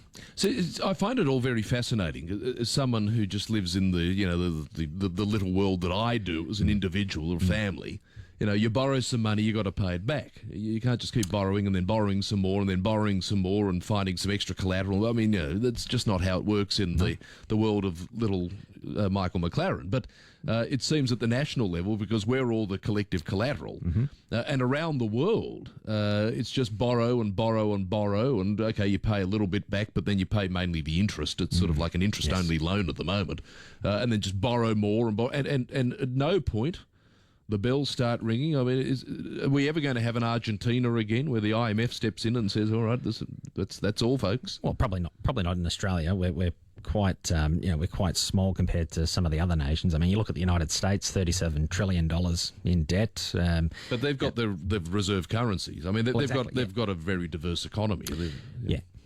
So certainly. So I don't think we'll get, we won't be putting our hands up for a bailout or some sort of deal with other nations. But, it's like playing with, you're the banker in Monopoly. You've got all the money. You can create money. And when you run out of money in Monopoly, you can just write on a bit of paper and say, okay, well, there's $100 now. I'm just printing money. That's sort of part of the fun of Monopoly, really, if you're playing as the banker. So, we're not bankers. We don't have the ability to create money. Don't have the ability to endlessly refinance our debt and just continue the party. We've got to pay back debt, and if we don't, well, there's some serious consequences. Okay, 131873, questions coming through. Let's take them as a priority. Mark, what's your question for Blake? Yes, hi Blake. Hi. We're transitioning into pension phase now. I'm 64, my wife's 61. Now, the financial advisor that we're using, he charges $3,000 to set this up, and then there's an ongoing fee every month of $130. Does that sound right? Like, as far as I understand, he's just a middleman. He's, he advises us, but, he's not actually the superannuation company that we use. We use, I don't know whether I'm allowed to say it, but... Probably best not to, mate. I suppose... Okay. Yeah, so Mark, the upfront, that's sort of a standard industry. What's what the industry typically charges. Anywhere between $3,500 and $7,000 is what some advisors are charging upfront. So that's not too bad. The ongoing fee, well, that really comes down to you personally and saying, well, do I want an advisor to help me out over time? Do I want them to provide investment changes and recommendations? Look at end of year planning. Maybe there's contributions that need to happen along the way. And so if you sort of answer is yes to those sorts of questions, then great. There's an advisor there helping and you feel like you're getting value. Where you don't feel like you're getting value and you're saying, well, look, I'm paying an advisor and I think I could be doing it myself and I'm comfortable doing it myself, or I can just contact the super fund. I know what I need to do. Then you could say, well, I'd prefer just to do a one-off advice document, and that's perfectly fine and reasonable to do. So, Mark, it's really personal. It's not sort of is this a good deal or not? It comes down to whether or not you're comfortable and you're getting the assistance that you are requiring. Okay, thank you, Mark. Merry Christmas to you and all. Michael's got a question for you, Blake. Hi, Michael. Yes, I am coming into a $500,000 inheritance in January. I have $750,000 in super. Yep. Can I add that $500,000 to my super, which I'm not using yet, or is it best to use the inheritance for something else? So, Michael, have you added money into super in the last couple of years, large contributions over $110,000, $120,000? No. When I knew I was going to retire, and I have retired now, I did put some money in, but it was $1,000 here and $1,000 there. Okay. Yep. So it sounds like you've got capacity to put large amounts into super through non-concessional contributions. The only other question, Michael, you're less than 75 years of age, is that correct? Yes, I'll be 63 in February. Wonderful. So the way that we would suggest getting all that, or as much of that in as possible, is doing 2 contributions over 2 financial years. So the first contribution would be $120,000 this financial year. You wouldn't exceed the non-concessional cap, and so you don't trigger the bring forward rule. Next financial year, in say July, you may put in $360,000 into super. Very important that this financial year you do not exceed the non-concessional contribution cap of $120,000. Even if it's over by $1, you're triggering that bring forward rule, and that will mess up next year's contributions. So in a short period of time, and short being 6 months, we can put $120,000 in, $360,000 in, and we get $480,000 into super in a reasonable period of time. Between now and when you make that second contribution, you may choose to allocate those funds, the surplus, towards maybe a high interest savings account or something that carries low risk, so you know exactly where the money is when you need it next to pop that into super. But to simply answer your question, yeah, we can get $480,000 in a reasonable period of time. If there's a spouse or a partner, you can use their super contribution limits to get money in. Going beyond that, once it's in, maybe think about pension accounts and all that sort of stuff. So if you are sort of heading in that direction, get some advice around the timing of this. You could simply put $360,000 in this financial year, and then you've got a surplus then to play around with yourself personally. But you're in a great spot, Michael. Healthy super balance, mind you, and so good luck with it all. Good on you, Michael. Good question. 131873 if you've got a question for Blake yourself. But first, let's get a cricket update. A cricket update brought to you by the Honda Runout. On now. Great offers on the Honda ZRV and CRV while stocks last. T's and C's apply. It is day 1 of the third Ashes Test. Beautiful Adelaide Oval. Gorgeous day there. Australia leading the series 2-0 as we know. So plays resumed after lunch. England struck though immediately through Jofra Archer. Australia lost Marnus Labuschagne. First ball for 19 of 41 deliveries. Cameron Green then I think 2 balls later he went for a duck. So Australia now 4 for 115. Usman Khawaja on 48. Alex Carey, just looking up the screen, he's on 15. So 4 for 116 make that Australia. Khawaja, who's of course been under a bit of pressure. steadying the ship for the Aussies at this stage in Adelaide. We'll keep you updated throughout the afternoon. Wide World of Sports on 2CC. Former Test skipper Mark Taylor. I've always believed that you just make yourself available, you do your best, and then you leave it to the selectors to either pick you or you don't. I think we've got to make sure that the team is first and foremost when it comes to all these things, and if you do that, it's up to the individual then to make sure you're picked for your final game. And that might be Osborne in Sydney, I don't know, but we'll find out in the next couple of weeks. Wide World of Sports, weeknights from 6 on 2CC. Some internet plans get you in with a low price and start going up pretty quickly after. Vodafone's fast, reliable fibre internet isn't one of them. Switch for just $40 a month or $60 a month if a speedy 500 megabits per second feels more on your level. Either way, you'll pay the same price every month after that. So call 13 83 28 or head to a Vodafone store today. Newly connected Vision premises, select areas only. Estimated typical evening speeds of 50 or 500 megabits per second, 7 to 11 p.m. Speeds vary, T's and C's apply. Heading out with your mates? Plan ahead to get home safe. Every ACT policing vehicle can enforce the road rules anywhere, anytime. They don't just stick to main roads or certain times of day. ACT policing can carry out random breath tests and mobile drug tests anywhere, anytime. So if you drink or take drugs and drive, you can stop it or cop it. Visit act.gov.au/road safety.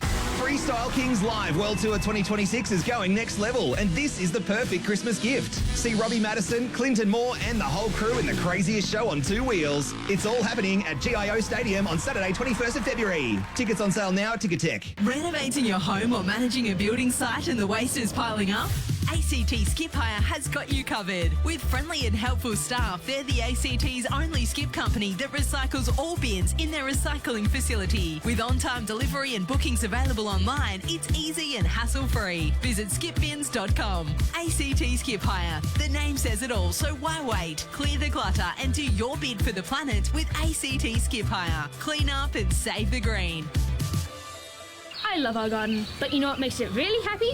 Rainwater. Make your garden happy with quality water tanks from Capital Canberra Water Tanks. Built tough for real Aussie conditions. From slimline tanks for small backyards to massive systems, there's a tank to suit every home. And with expert local installation, saving rainwater has never been easier. When the rain hits the tank, it's like the garden does a little happy dance. Capture it, store it, use it. Capital Canberra Water Tanks. Visit capitalcanberrawatertanks.com.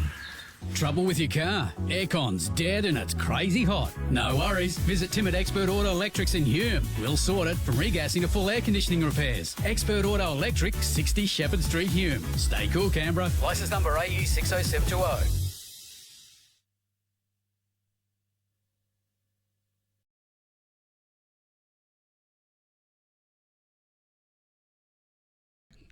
About 8 minutes to 2 to 1 in Brisbane. Thank you for your company. Blake went here from Pretzel Financial Planning, 131873. By the way, people have been asking us if we can get a copy of that speech by Josh Frydenberg online. We've got that, so if you go to 2gb.com, go to the 2gb.com website, it'll be there for you. Look, as they say in the classics, do yourself a favour. Listen to it, re-listen to it, share it. One of the most extraordinary rhetorical deliveries this nation, if not the most extraordinary this nation has ever heard, all without a note. 131873. Julie, you've got a question for Blake? Yes, I have. I wonder if, Blake, I was just wondering if you can help me, please. I'm an older Australian, and from what I understand, I cannot put any money into super after 75. Is that right? That's correct, Julie, yeah. Yes. Well, now, I've inherited a reasonable amount of money from a deceased relative, and I don't know what to do with it because I want to maximise it so that it can be there for my children as well. I don't need it to live on, and I just wonder whether I should make an appointment to come in and see you privately about something like that. I don't know what to do. Yeah, well, just a few points on that. We're more than happy to help, Julie, with all that sort of stuff. But a couple of general points. You know, I'd say invest the money to the extent that you're comfortable. So what do I mean by that? if you're comfortable having money in the bank returning, say, 4%, well, stick it in the bank and get your 4% and happy days. You don't need to put yourself under stress if you don't need these funds. If you're thinking about future generations, maybe you want to take some risk with those monies with the view that these funds are for the next generation or the generation after that. And so maybe you buy a few shares or you put some money into some managed funds or ETFs. And so really it comes down to what is the extent that you want to invest these funds. Invest in a way that you're comfortable and you will be able to be consistent with. If you're investing in something where, say we're in the stock market and we see a 10% decline in the portfolio value and your initial reaction is to sell, well, that's not the best place to be. Maybe some exposure, but not all exposure. So, Julie, more than happy to help out. Just go to the Pretzel Wealth website and you'll be able to contact us there. But just think about your own situation. Am I comfortable seeing it bounce around, or would I prefer to have the money sitting in the bank giving me, say, a 4% return quite comfortably, because there's nothing wrong with that if it makes sense for your situation. Good question, Julie. Thank you. Merry Christmas to you and all. Blake, looking at the clock, we're out of time. Now, I'm off from next week for a few weeks. Are you still around, or are you having a little break? I'll be here, yes. So, see, this guy's a trooper. He's got the little one at home, sleep deprived, and yet he looks $1 million dressed up in his jacket. Go you, good thing. Have a great Christmas, and thank you for all you've contributed to the show this year. Merry Christmas, Michael. Blake went from Pretzel Wealth. Don't forget that complimentary consultation, pretzelwealth.com.au. Apologies for those, we're out of time. Blake's back next week. There's the good news for you. Now we'll take a break and we'll find out what's happening after that. Hi, Leon Delaney. Today on Canberra Live, controversial 25-metre Phillips swimming pool gets approval. Developers are shying away from Canberra's land releases as they're too expensive, and Canberra's junior doctors report improved well-being. Canberra Live from 3 on 2CC. Don't wait for the kids to get bored these holidays. Come and feed the birds at Canberra Walk-in Avery. From 10 a.m. to 5 p.m, you can enjoy a wonderful interactive experience. You'll see over 500 birds covering 60 different species. Bookings are preferred, so make yours today. Bring the family to Canberra Walk-in Avery. Open every day, weather permitting, except Christmas Day. To book, go to canberrawalkinavery.com.au. And after your visit to the Avery, check out the rest of Federation Square. Chop chop. For discount quality firewood from kindling to large cuts, call Sapphire Coast Firewood. 1-800-4-FIREWOOD. Drive in, load up, drive off. It's easy to get quality firewood at discount prices with Sapphire Coast Firewood. 1-800-4-FIREWOOD. With a certified weighbridge, yard sales and a delivery sales for box and red gum, chop chop to Sapphire Coast Firewood. 1-800-4-FIREWOOD. Drive in, load up, drive off at 35 Kendall Avenue, Queanbeyan. This house is always so hot. Well, Katie, that's because it's an old house. You see...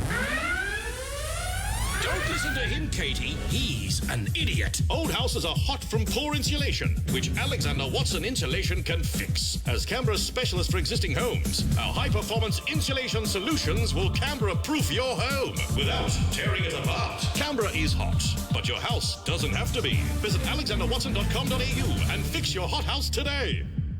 Talking Canberra, 2CC, a Capital Radio Network station. We're talking Canberra. Domain Computers knows that tech can be tricky. They know it's not always easy to set up your new device. They have the solution. Introducing Set Up and Learn by Domain Computers. Free setup on any new device purchased. Laptop, phone, tablet or desktop. Plus enjoy a free half-hour tech lesson with their experts. No minimum spend, no brand exclusions. Get $300 worth of tech support with any device purchase. Set Up and Learn by Domain Computers, where technology meets simplicity. Collie Street, Fishwick. This Christmas, Mag Shop is giving away $50,000 in cash. Subscribe to your favourite magazine and go in the draw to win. Give a gift that lasts all year. Shop magshop.com.au. T's and C's apply. Authorised under permit number ACT TP 25/02448. At Cusacks, we've been serving our community for over 100 years. We're a trusted name in the furniture industry, one you can rely on. Family owned and operated for more than a century, we're proud to bring you the best, from Stressless and Lazy Boy to IMG and AH Beard. Looking for Australian-made furniture and bedding? We've got a huge range, backed by genuine service from our knowledgeable staff. Come in store and experience the Cusacks difference today, where tradition meets comfort. Cusacks.com.au. Smoking while pregnant can increase the risk of our kids being sick after they are born. This includes dying from sudden infant death syndrome, having learning and hearing problems, feeding and growing problems, and getting asthma or chest infections. When I was pregnant with my 3 boar eyes, I smoked, and I wish that I didn't. When you smoke, your boar eyes smoke too. Contact us today at Wananga.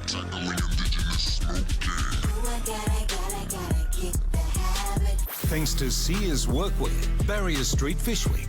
Call 131 873. Michael McLaren on 2CC.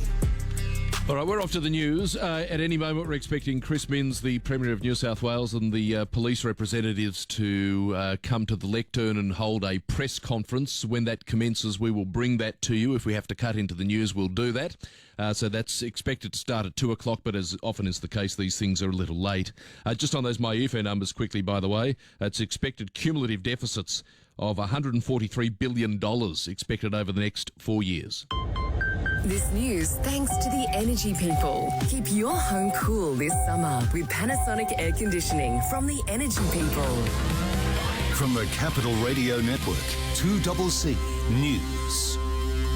Heading for a top of 33, sunny. Tomorrow, more sun, 37. That heatwave warning is still in place until Friday. On Friday, a shower or two, possible storm, 37.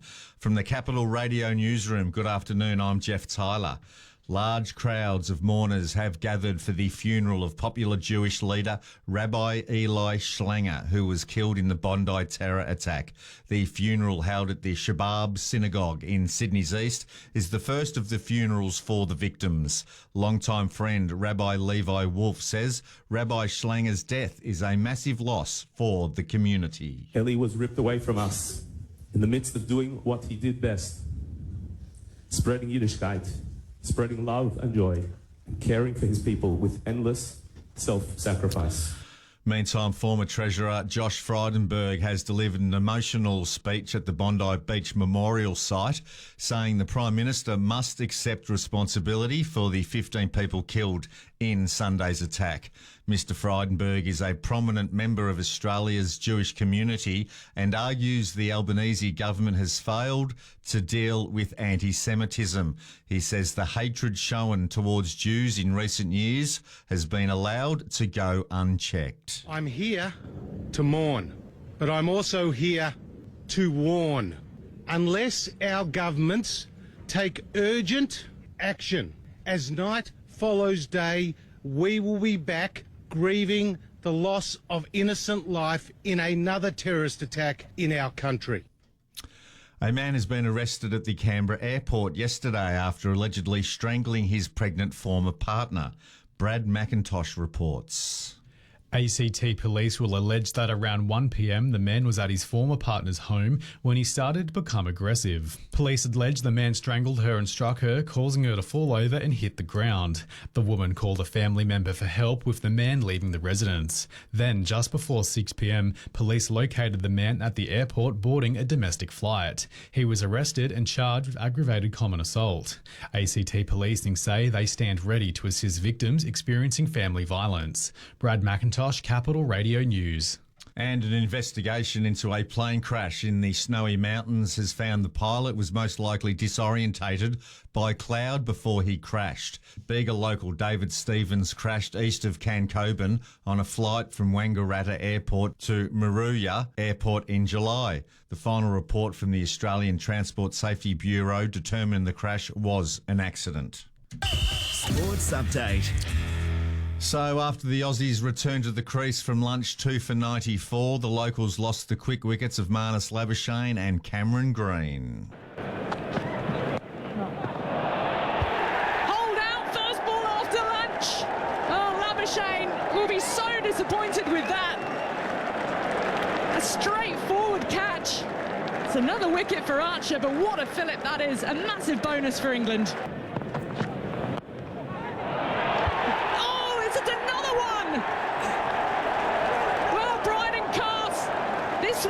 Much more difficult than the first, but 2 wickets in 3 balls after lunch. This is now the moment for England. On Channel 7 there, Usman Khawaja is back in the team after Steve Smith pulled out this morning through illness. Tonight in the Big Bash, the Sixers are chasing their first win of the season when they host the Strikers at the SCG.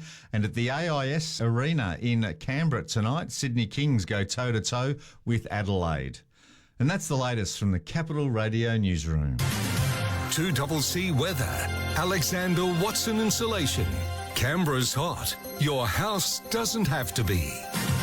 Heading for a top of 33, sunny. Tomorrow, more sun, 37. Friday, a shower or two, possible storm.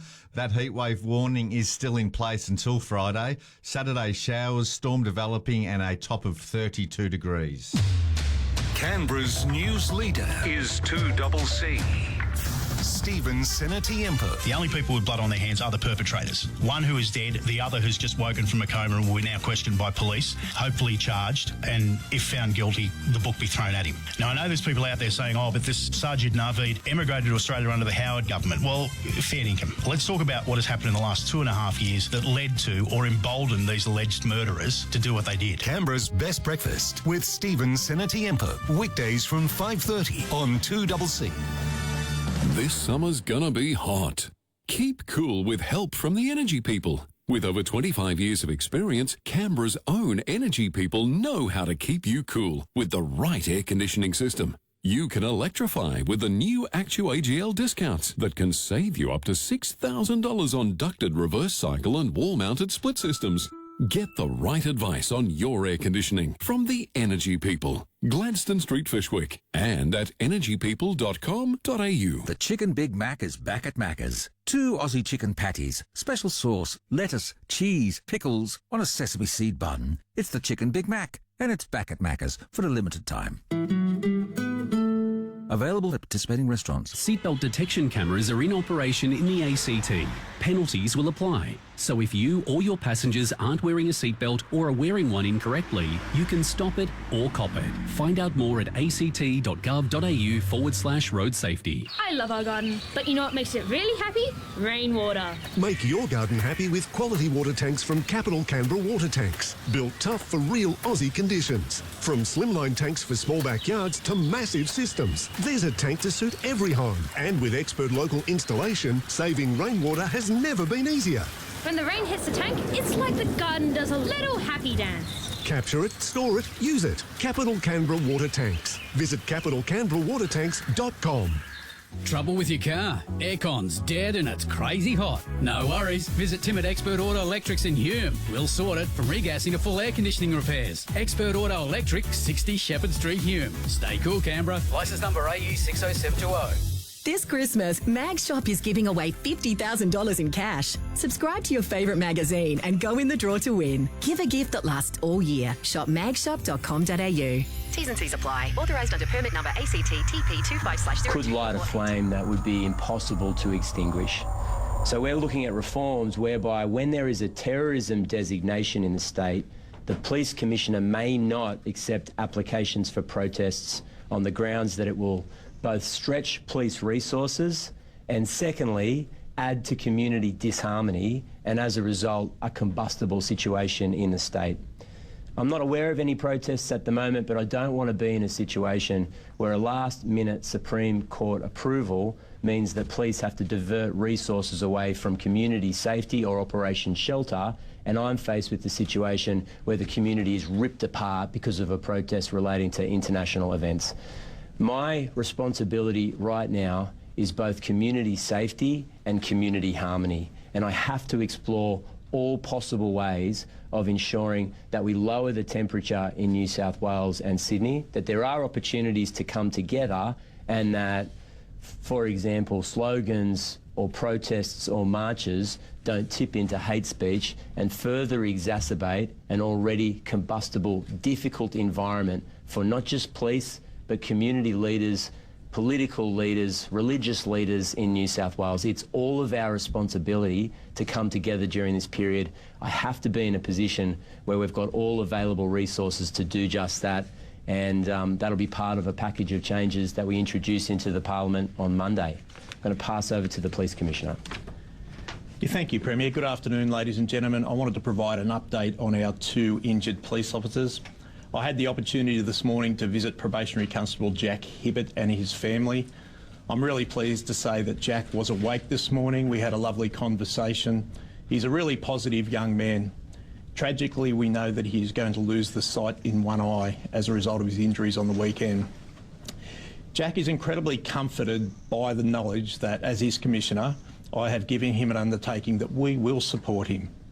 We will find appropriate duties for him depending on the nature of that injury and his capacity. His family wanted to say thank you to the many members of the community who have provided messages of support to them and the overwhelming support of the Blue family. Constable Scott Dyson underwent further surgery this morning. He remains in a critical and stable condition. Our thoughts and all of our prayers are with he and his family. For both officers, it will be a long road to recovery. The policing family has wrapped around both officers and will ensure that we are there for the long run. Funeral services, as the Premier mentioned, commence today. There will be a significant police presence around each of the funerals to ensure that each family, friend and loved one feels comforted and safe.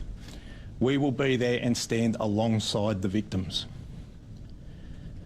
The crime scene we had hoped to release today, unfortunately it has taken longer to process that crime scene than we had hoped.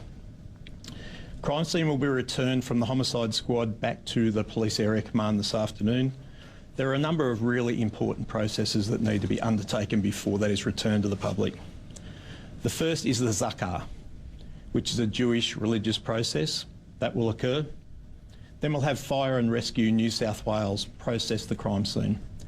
It's really important that when we return the park and the surrounds to the public, that the amenity that they expect is there. The last thing we want to do is to further traumatise members of the public. We'll also offer families of those victims and those impacted directly the opportunity to walk through the scene should they wish to, as a mark of respect. Can I also just remind everyone, this is not a time for retribution. This is a time for calm, a time for respect and a time for peace. The last thing we need in the community at the moment is division.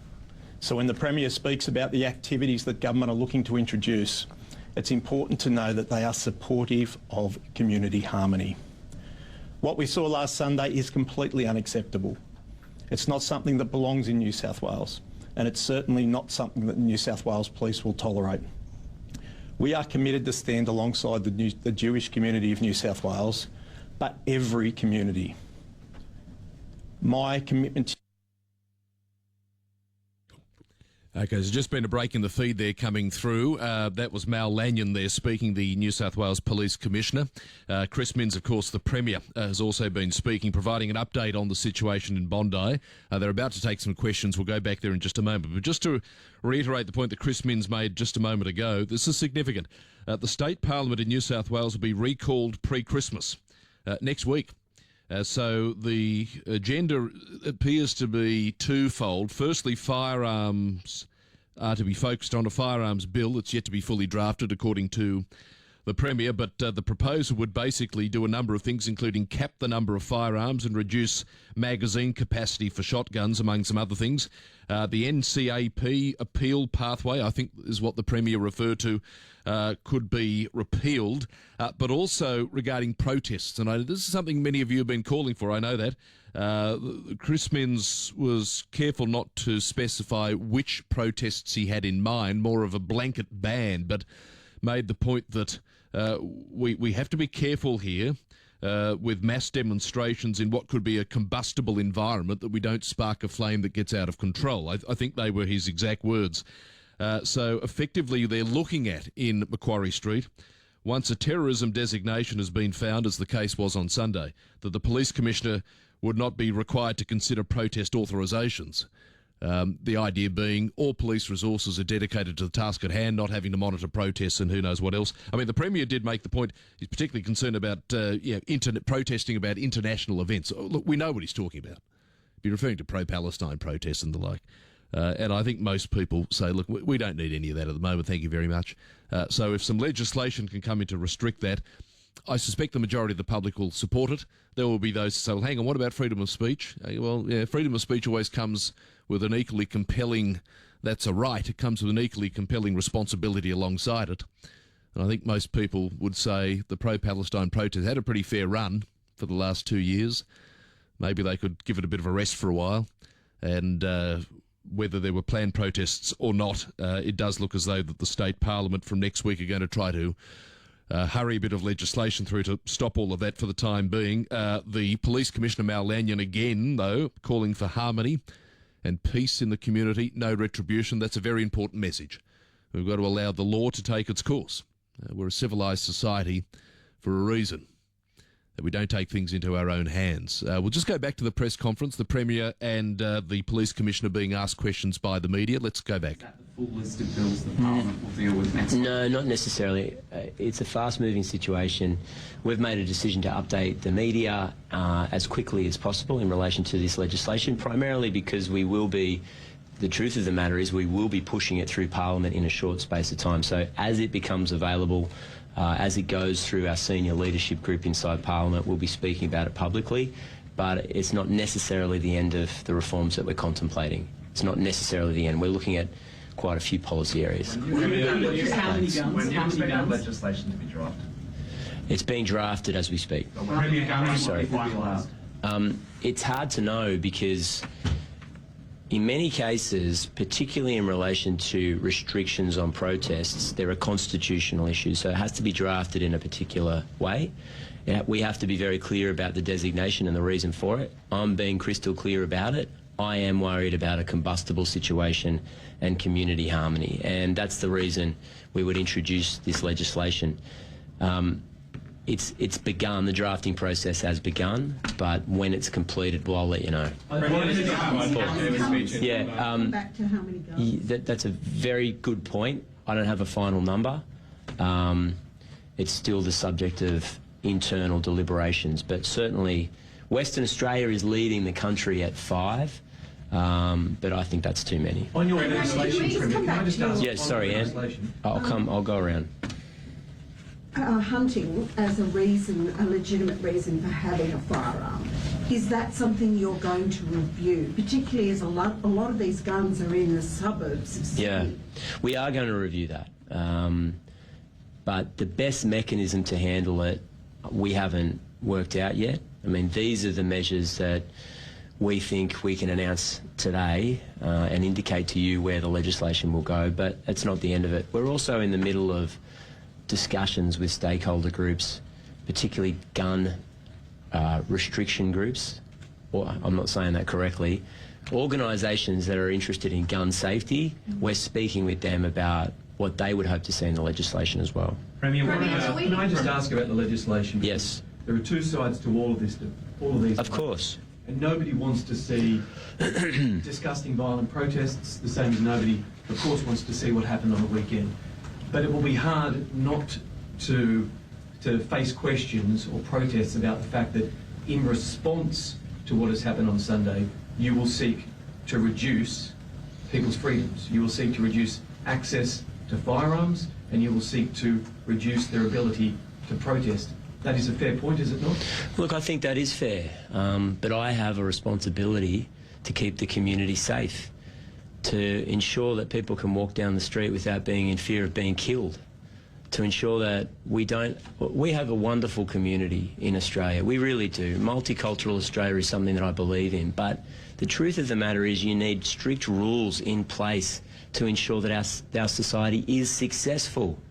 And unfortunately, when you've got a terrible situation where people have been killed, mowed down in great number just because of their religious faith, I think it would be a horrible situation to see a mass demonstration. I'm just going to finish. I'm not going to go, guys. I'm going to take all your questions, but I want to get... No, you can't. I'm going to finish my answer. I think there's... I'm just going to keep going with my answer. So the truth of the matter is, right now, we've got a responsibility to keep the community safe.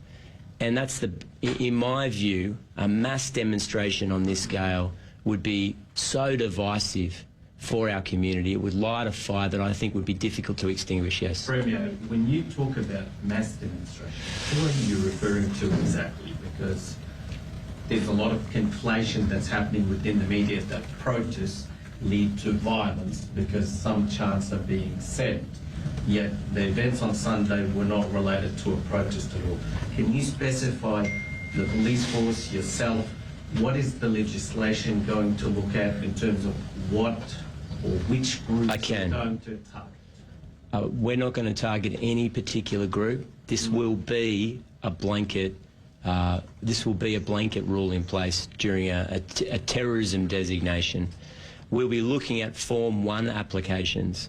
Now, I can't, the Police Commissioner can't, no one can promise a group of people meeting on a street corner won't go ahead. It's not possible to do that. But what we can promise is that the streets won't be taken over with a mass demonstration that could lead to community disharmony and divisions that are very difficult to pull back together. We've got a monumental task in front of us at the moment. It is huge. We've got a grieving community, but they've been targeted as a result of actions of somebody else in our community. It's a huge responsibility to pull the community together, and I think we need a summer of calm and togetherness, not division. I know that there are concerns about issues around the world, but I'm worried about what's happening in Sydney right now. James. When you say terrorism designation, what do you mean specifically? Do you mean an terrorism investigation? No, you'll note that on Sunday night a terrorism designation was recommended to the Police Commissioner, and the Police Commissioner applied it. Yeah, so under the legislation there's a specific definition in relation to terrorism designations. So when the police are investigating a terrorism? No, when they, sorry James, when they declare something a terrorist act, there's a particular form or legislation that they apply, the terrorism designation. This will flow from that. How long will that be in place? The blanket rule preventing Form 1s from being accepted whilst the terrorism designation is in place? At the moment, we're looking at the timescales to ensure that it's consistent with, obviously, our obligations under the Australian Constitution, the implied freedom of political communication. So I'm going to have to report back to you about that. Hang on a sec, but the truth of the matter is we've obviously spoken with the Crown Solicitor, and we're comfortable, or confident I should say, that we can craft legislation to achieve these ends. How long would you like that to be? Well, I'm going to be guided by the official advice. Obviously got a gut instinct. How long would you like it to be? How long would you like it to be? Well, I'm going to be guided by the experts. I don't think that's an unreasonable answer. Premier, do we have a problem in the community with ISIS-inspired Islamist ideology, and will you punish hate preachers? Well, clearly we do. I mean, it would be self-evidently crazy to see the circumstances on Sunday and turn a blind eye to that radicalisation. It's terrible to see. We need to do everything we can to ensure that we don't see it proliferate in our community, but it's a difficult task. One of the reasons why we've moved comprehensive changes to hate speech laws in New South Wales is to go in part and achieve that goal. But I mean, I want to make it clear, I indicated immediately after hearing about the events on Sunday night that we need to do things differently and be open to change, and that we've got a responsibility to pull the community together and not add to the division. Why do you think, sorry, just to follow up, why do you think the Prime Minister's been so reluctant to say the words? What words are they? Islamist, ISIS-inspired terror. Oh, well, I mean, I'm not aware that he's not. I mean, I've been in conversations with him, with the Police Commissioner. This is a big part of the investigation that's taking place into this horrible crime. So I'm not aware that he's not. I mean, I think it's on everybody's, it's at the top of everybody's concern.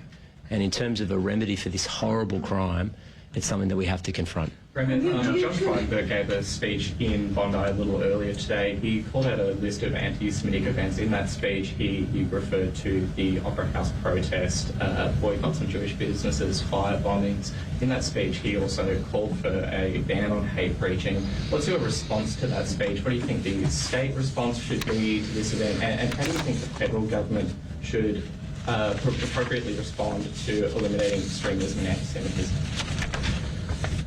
Well, look, I mean, It's difficult for me to give you a running commentary about what should happen at the federal level, just not because I'm not interested, it's just that I've got a full book here, and I'm obviously responsible for state legislation, and there are things that we can do. We moved a new criminal offence for intentionally inciting racial hatred. That was heavily opposed by many in the parliament. In fact, a sunset clause was added to the bill, but I felt it was absolutely necessary to protect people in our community from that horrible racist attacks that we've seen in our community over the last 2 years.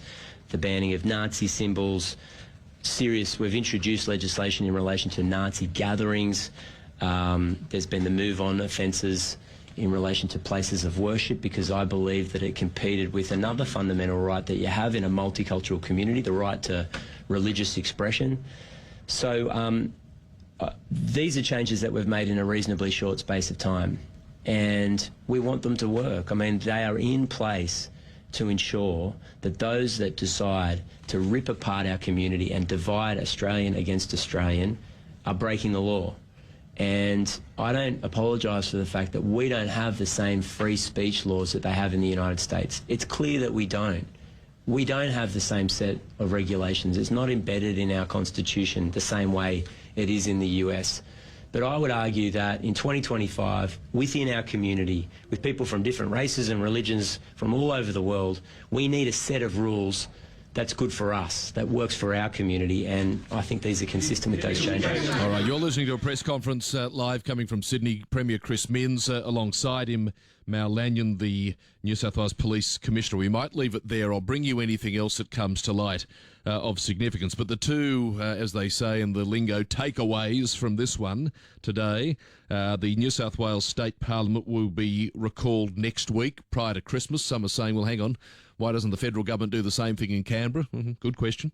But in New South Wales, they're going to be looking at some immediate legislation that is being drafted as we speak, including a cap on the number of firearms. Now, when Chris Minns was asked by one of the journalists what that cap would look like, what sort of numbers have we got, he said, look, WA's leading the way. They've got a number of 5, but I think that's too many. So I assume in New South Wales be looking at a limit of 4 or fewer. Now, whether that would make any material difference in any hypothetical scenario, I'm yet to be convinced. But anyway, so they're looking at that. But also regarding protests, the Premier's being pretty clear here. He doesn't want to see any protests for the time being. I think we know which ones he's really got in mind. But it would be a blanket ban on protests. He was asked by one of the journalists, well, hang on, you are taking people's freedoms away here. Would you acknowledge that? He said essentially yes. Now, again, this will be a constitutional matter. Those that want to protest or those that want this or want that will probably take a lot of these matters to the court. And this will be essentially rushed legislation, if we're being blunt. So it'll have to be pretty carefully written and legally watertight if it's to hold up. Let's see. But they're the intentions of the state government anyway. And when asked about whether the hate preachers would be punished, the Premier gave an answer, but some would say it wasn't completely convincing. So things are moving. But maybe not as fast and as deeply and as wide as some people would like. As I said, the press conference is ongoing. Anything of substance that materialises between now and when it wraps up, we'll bring it to you. We'll take a break. We have to. It's 2 past 1 in Queensland. More after this. 2CC is Canberra's news leader. There are ongoing questions as police uncover more about the people behind the Bondi terror attack. One of the shooters was already on the radar of intelligence services investigated in 2019 for links to a Sydney-based Islamic State terror ring. How can anyone have a genuine reason to have 5, 6, 10, 150 firearms? I think there's an opportunity of strengthening the rules around that. When you need to know, Canberra's news leader is 2CC. Christmas is coming. Need a new TV? Make it easy with Domain. Right now, when you purchase a selected in-stock TV 65 inches or bigger, you'll get bonus local delivery and wall mount installation before Christmas. Need a soundbar as well? Purchase with the TV and we'll install that too at no extra cost. That's all the big brands: Samsung, LG, Sony, TCL, Hisense and more. Don't miss your chance to get pre-Christmas delivery on selected TVs and soundbars. On now at Domain. Terms, conditions and exclusions apply. Renovating your home or managing a building site and the waste is piling up? ACT Skip Hire has got you covered. With friendly and helpful staff, they're the ACT's only skip company that recycles all bins in their recycling facility. With on-time delivery and bookings available online, it's easy and hassle-free. Visit skipbins.com. ACT Skip Hire. The name says it all, so why wait? Clear the clutter and do your bid for the planet with ACT Skip Hire. Clean up and save the green. Are you a construction business owner in the ACT? Now's your chance to build your future workforce. Take on a Master Builder's Carpentry Apprentice in 2026 and help shape the future of construction with MBA. With our high-quality training, the Master Builders Association produces the best skilled apprentices, adding value to your business. Visit mba.org.au today or call 1300 622 228 to express your interest. Enrolments close January 30th. Master Builders ACT. Together we build better. Hello, Bill Cole from William Cole Funerals. After more than 32 years serving the people of Canberra and surrounds, we continue to be the region's leading family-owned funeral service provider. Our philosophy is to celebrate a life with a funeral, specific and special to your family. Our caring team offers personal service, comfort and compassion. We take pride in what we do. It's what we do best. Go to williamcolefunerals.com.au. Celebrate Christmas at Riverside Plaza. Spend $40 or more and enter our daily giveaway. You can win prizes worth at least $100 in goods or Riverside gift cards every day until December 23rd. T's and C's apply. See details at Riverside Plaza's website and socials.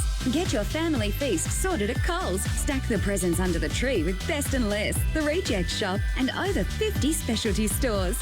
For all your Christmas and holiday shopping, visit Riverside Plaza. Love your local. Michael McLaren, thanks to Sears Workwear, Barrier Street, Fishwick. Call 131 873 on 2CC. Great to be with you. Thank you for your company on this Wednesday, 29 minutes to 3 or to 2 in Queensland. Let's get the latest news.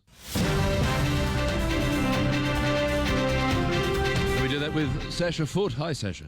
Hi, Michael. New South Wales Parliament will be recalled during the week of Christmas to tighten gun laws in the wake of the Bondi Beach terror attack.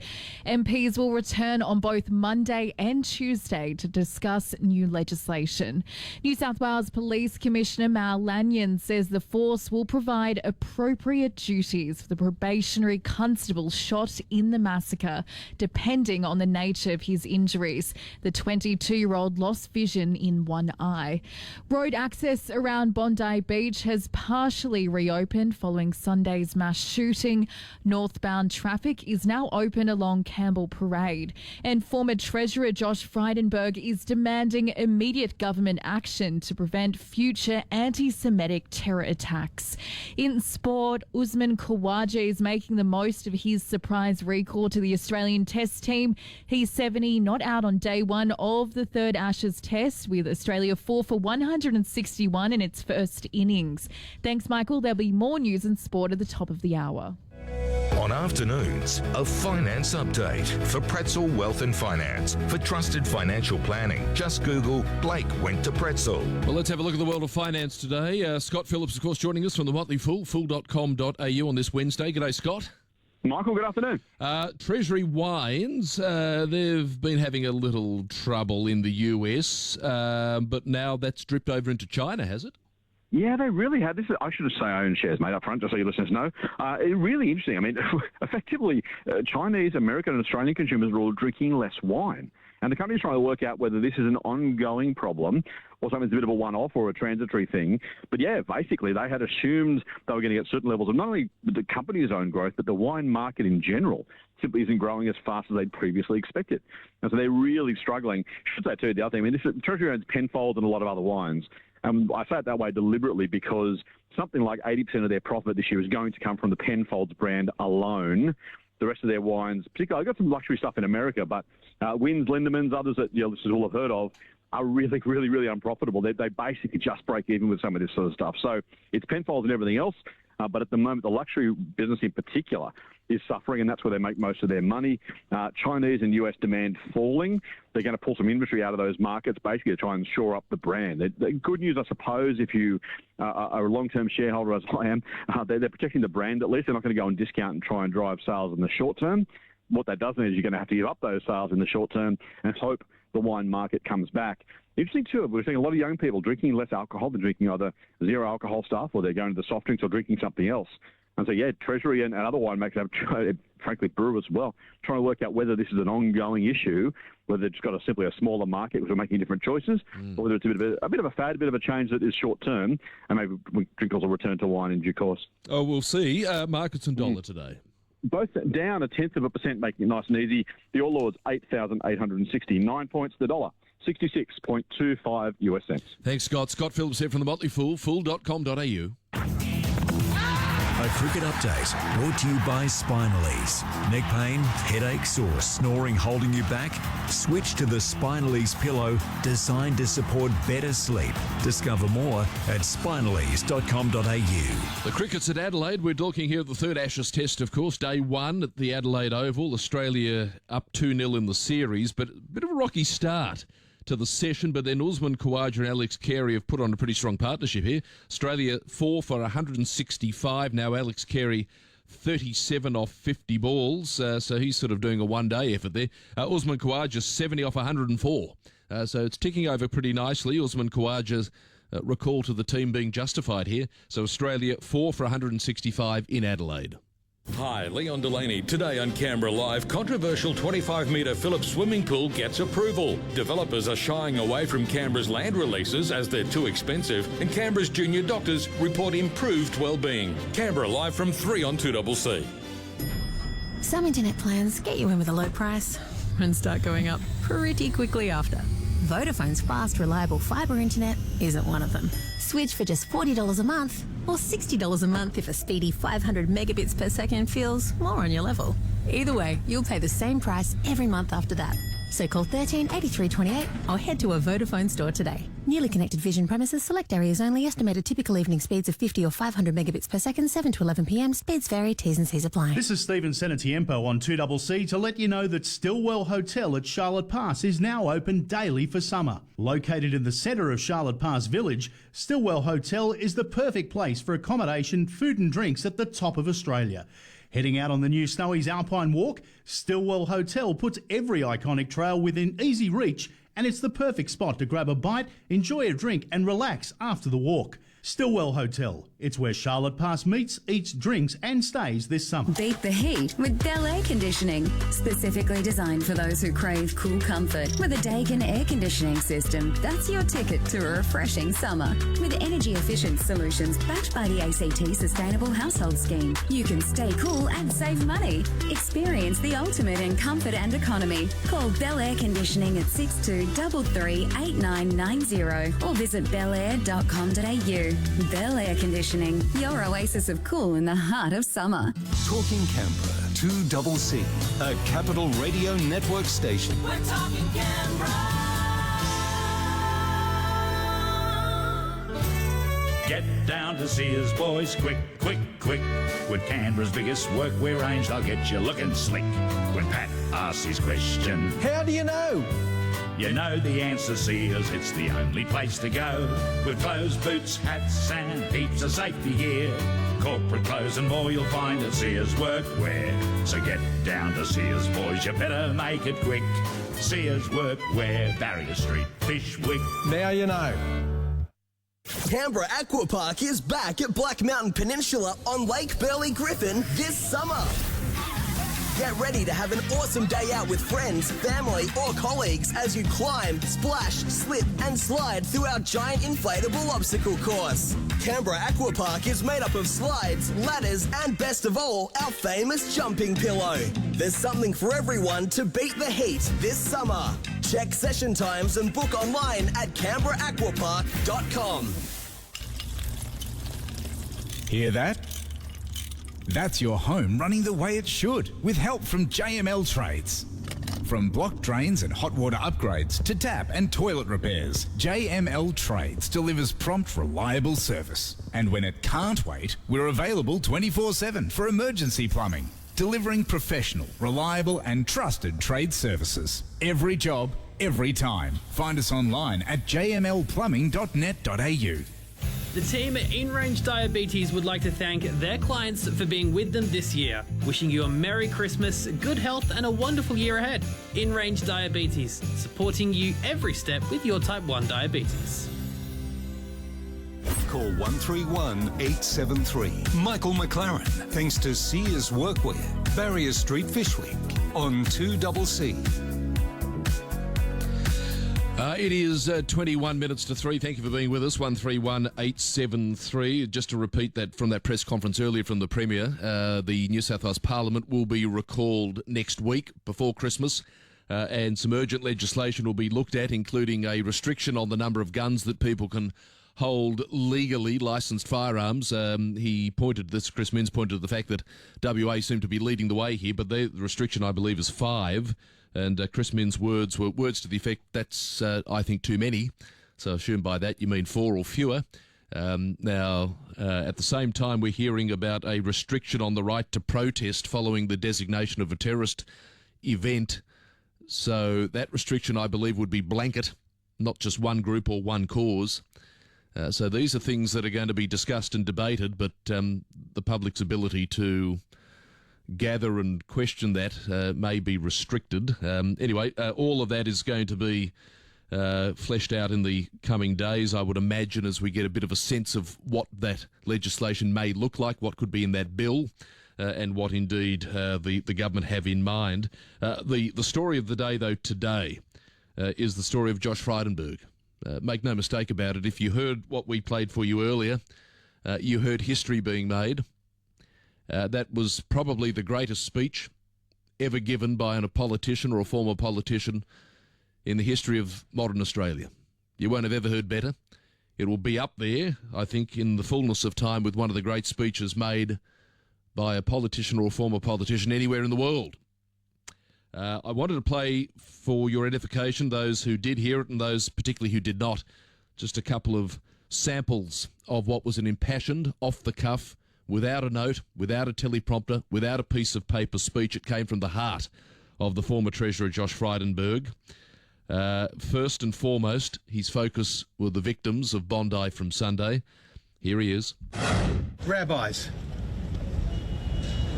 Holocaust survivors,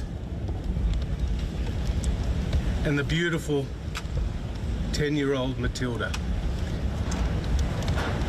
Her parents said they gave her that name because it was the most Australian name they knew. What a tragedy. This massacre at Bondi is the greatest stain on this nation, has brought the greatest shame to our nation. The greatest stain on this nation that's brought the greatest shame to this nation. Most would agree. I think almost everyone would agree. The headlines, though, will focus on his direct comments toward Anthony Albanese, the Prime Minister, and his government. Have a listen. Our Prime Minister, our government, has allowed Australia to be radicalised on his watch. It's time for him to accept personal responsibility for the death of 15 innocent people, including a 10-year-old child. It's time our Prime Minister accepted accountability for what has happened here. And it's time our leaders stood up and led at last. And finally, this is a time for accountability and action. So, Prime Minister, I am going to give you some ideas about what you need to do. Now, those ideas were extensive. There was at least 8 of them. As I said, we've put a link up to this incredible speech on our website, 2GB.com. You'll be able to access it all there, but I'll summarise for you. The first point was to ban the hate preachers. As he said, you've got to close the factories of hate. Not enough has been done about that. That's eminently clear. And, of course, now everyone's wise in hindsight. But there were very many people well and truly before what happened on Sunday saying that these radical hate preachers have to be shut down. And put simply, just not enough has happened there. Josh Frydenberg also making the point that we have to ban the group Hizb ut-Tahrir. They've done it in Germany, they've done it, I think, in the United Kingdom, they've done it in many moderate Middle Eastern countries, and yet here they are not a prescribed organisation. Josh Frydenberg says they should be. He made the point that we should prosecute those that spread hate. We should stop the protests that have become incubators of hate. Well, he probably will be rather pleased hearing Chris Minns just half an hour ago say that that is part of the legislative approach New South Wales wants to take. On education, he said we've got to educate people better than we are, particularly about this issue of anti-Semitism, and he's right. The 6th point was to strengthen the immigration system. In other words, vet effectively. Don't bring people into this country who mentally carry the baggage of somewhere else which materialises in hate. Now, we've done that for too long. And, you can have citizenship tests and little quizzes and this sort of thing. Well, I mean, you'd have to be an absolute mug if you felt this way, to then be honest in that test. And you're going to disguise your true feelings. Oh, yeah, I believe in this, and I believe in democracy, and I believe all religions are equal and free. Blah, blah, blah. Yeah, you just to get your paperwork. So we've got to do better at sieving through the good from the bad. Josh Frydenberg also saying that the Siegel report onto anti-Semitism should be enacted, and that his 8th and final point was that we should be calling a royal commission into what happened at Bondi and anti-Semitism more broadly. Now, John Howard also referenced the former Prime Minister John Howard, who spoke clearly and brilliantly. He's still got it, John Howard. He's 86, he's still got it. He spoke yesterday, as you know. Josh Frydenberg leaning into John Howard's words. Here he is. When I interviewed John Howard for my documentary on anti-Semitism, I asked him what would have he done if he was Prime Minister at the time of October the 7th. And he said his first call would have been to Kim Beazley as the Leader of the Opposition, and it would have been to say, Kim, stand with me in the Prime Ministerial courtyard and let's tell Australians where the red lines are. And if they cross those red lines, then there will be consequences. Yep. And that has not happened. So what the Prime Minister must do now, he must call a royal commission. He must ban the preachers. He must ban the protests. He must prosecute the incitement. He must ban Hizb ut-Tahrir and other right-wing or left-wing organisations that are spewing this hate that are banned in other parts of the world. The Prime Minister must invest in education, put in place much more rigorous immigration checks, including for those who are here, and deport those who are breaching our values and breaching our laws. He needs to respond. He needs to respond to Gillian Siegel's report, and he needs to take action straight away, or we are here for another terrorist attack. Finally, Josh Frydenberg also referenced Julia Gillard. It wasn't an anti-Labor speech. He gave great praise to Julia Gillard. Take a listen. When I did the documentary on anti-Semitism, I interviewed Julia Gillard. Julia Gillard said, one of the reasons for the level of hate rising in our country is because young people don't have the information, the understanding, the knowledge of either the history of the Holocaust or the history of the Middle East. It's Josh Frydenberg. That's just a taste of what he said earlier. It was all off the cuff. It was all from the heart. There was no notes. There was no teleprompt. That was just a man in the middle of a great tragedy for the Jewish people, and he is Jewish himself, but for the nation, speaking his mind, and the words were written in his heart and his soul. As I said earlier, if you haven't heard the whole thing, listen to it. No doubt it'll be replayed in places, perhaps even transcribed in newspapers. Read it, watch it, share it, because not only is the message so important, but you will be listening to perhaps the greatest political speech, or speech by a politician, former politician, that you will ever hear. Australian, American, British, Calathumpian, doesn't matter. It was the most extraordinary address. And from all the ones I've heard, and I've read transcripts of, the Gettysburg Address and this, I think it was better than all of them. It certainly was a case where an individual rose to the occasion. But he left those listening with some compelling messages. Hopefully one of those that was listening was the Prime Minister and the government he leads, because many of the messages were directed toward them. 131873. It's gonna be a long hot summer. It's that time of the afternoon. Time to find out what's coming up on Summer Drive. The Kia Tasman Touring Pack, now available across all Kia Tasmans, and includes tow bar, side steps and a soft tonneau cover. Well, about 11 minutes from now, I'm out of here, and the respective drive teams will be taking over. For those listening in 4BC, Ben Davies will be speaking with the criminologist Terry Goldsworthy, asking about is adult time really working? Big issue, of course, in Queensland, that. Ben will also be doing his summer series called Summer Around the State. Today he'll be speaking with Tony Rayner, the Mayor of Longreach. Now, for those listening in Sydney now will be hosted by Trent Nikolic again. The Sydney Morning Herald State Politics reporter Jessica McSweeney will join Trent and talk about Chris Minns recalling Parliament. We played you part of that press conference earlier, and the idea of clamping down on protests. Also, James Wilson from 9 News will be looking back at the first of the Bondi funerals today. Motoring expert Paul Gover, he'll be looking at the Wheels Car of the Year, and the Centre for Independent Studies, Aidan Morrison, critiquing some of the CSIRO modelling that's around today, saying that renewables are the cheapest way forward. And something to lift the spirits and look forward to. The wonderful Marsha Hines will come on, and it'll be about her new Christmas song, so that'll be fantastic. And there's also going to be Stephen Bendel from the Gun Safety Alliance. So it's a pretty busy show with Trent straight after 3 o'clock in Sydney, and also, of course, with Ben on 4BC Drive after 2 o'clock Brisbane time. It's 9.5 to 3.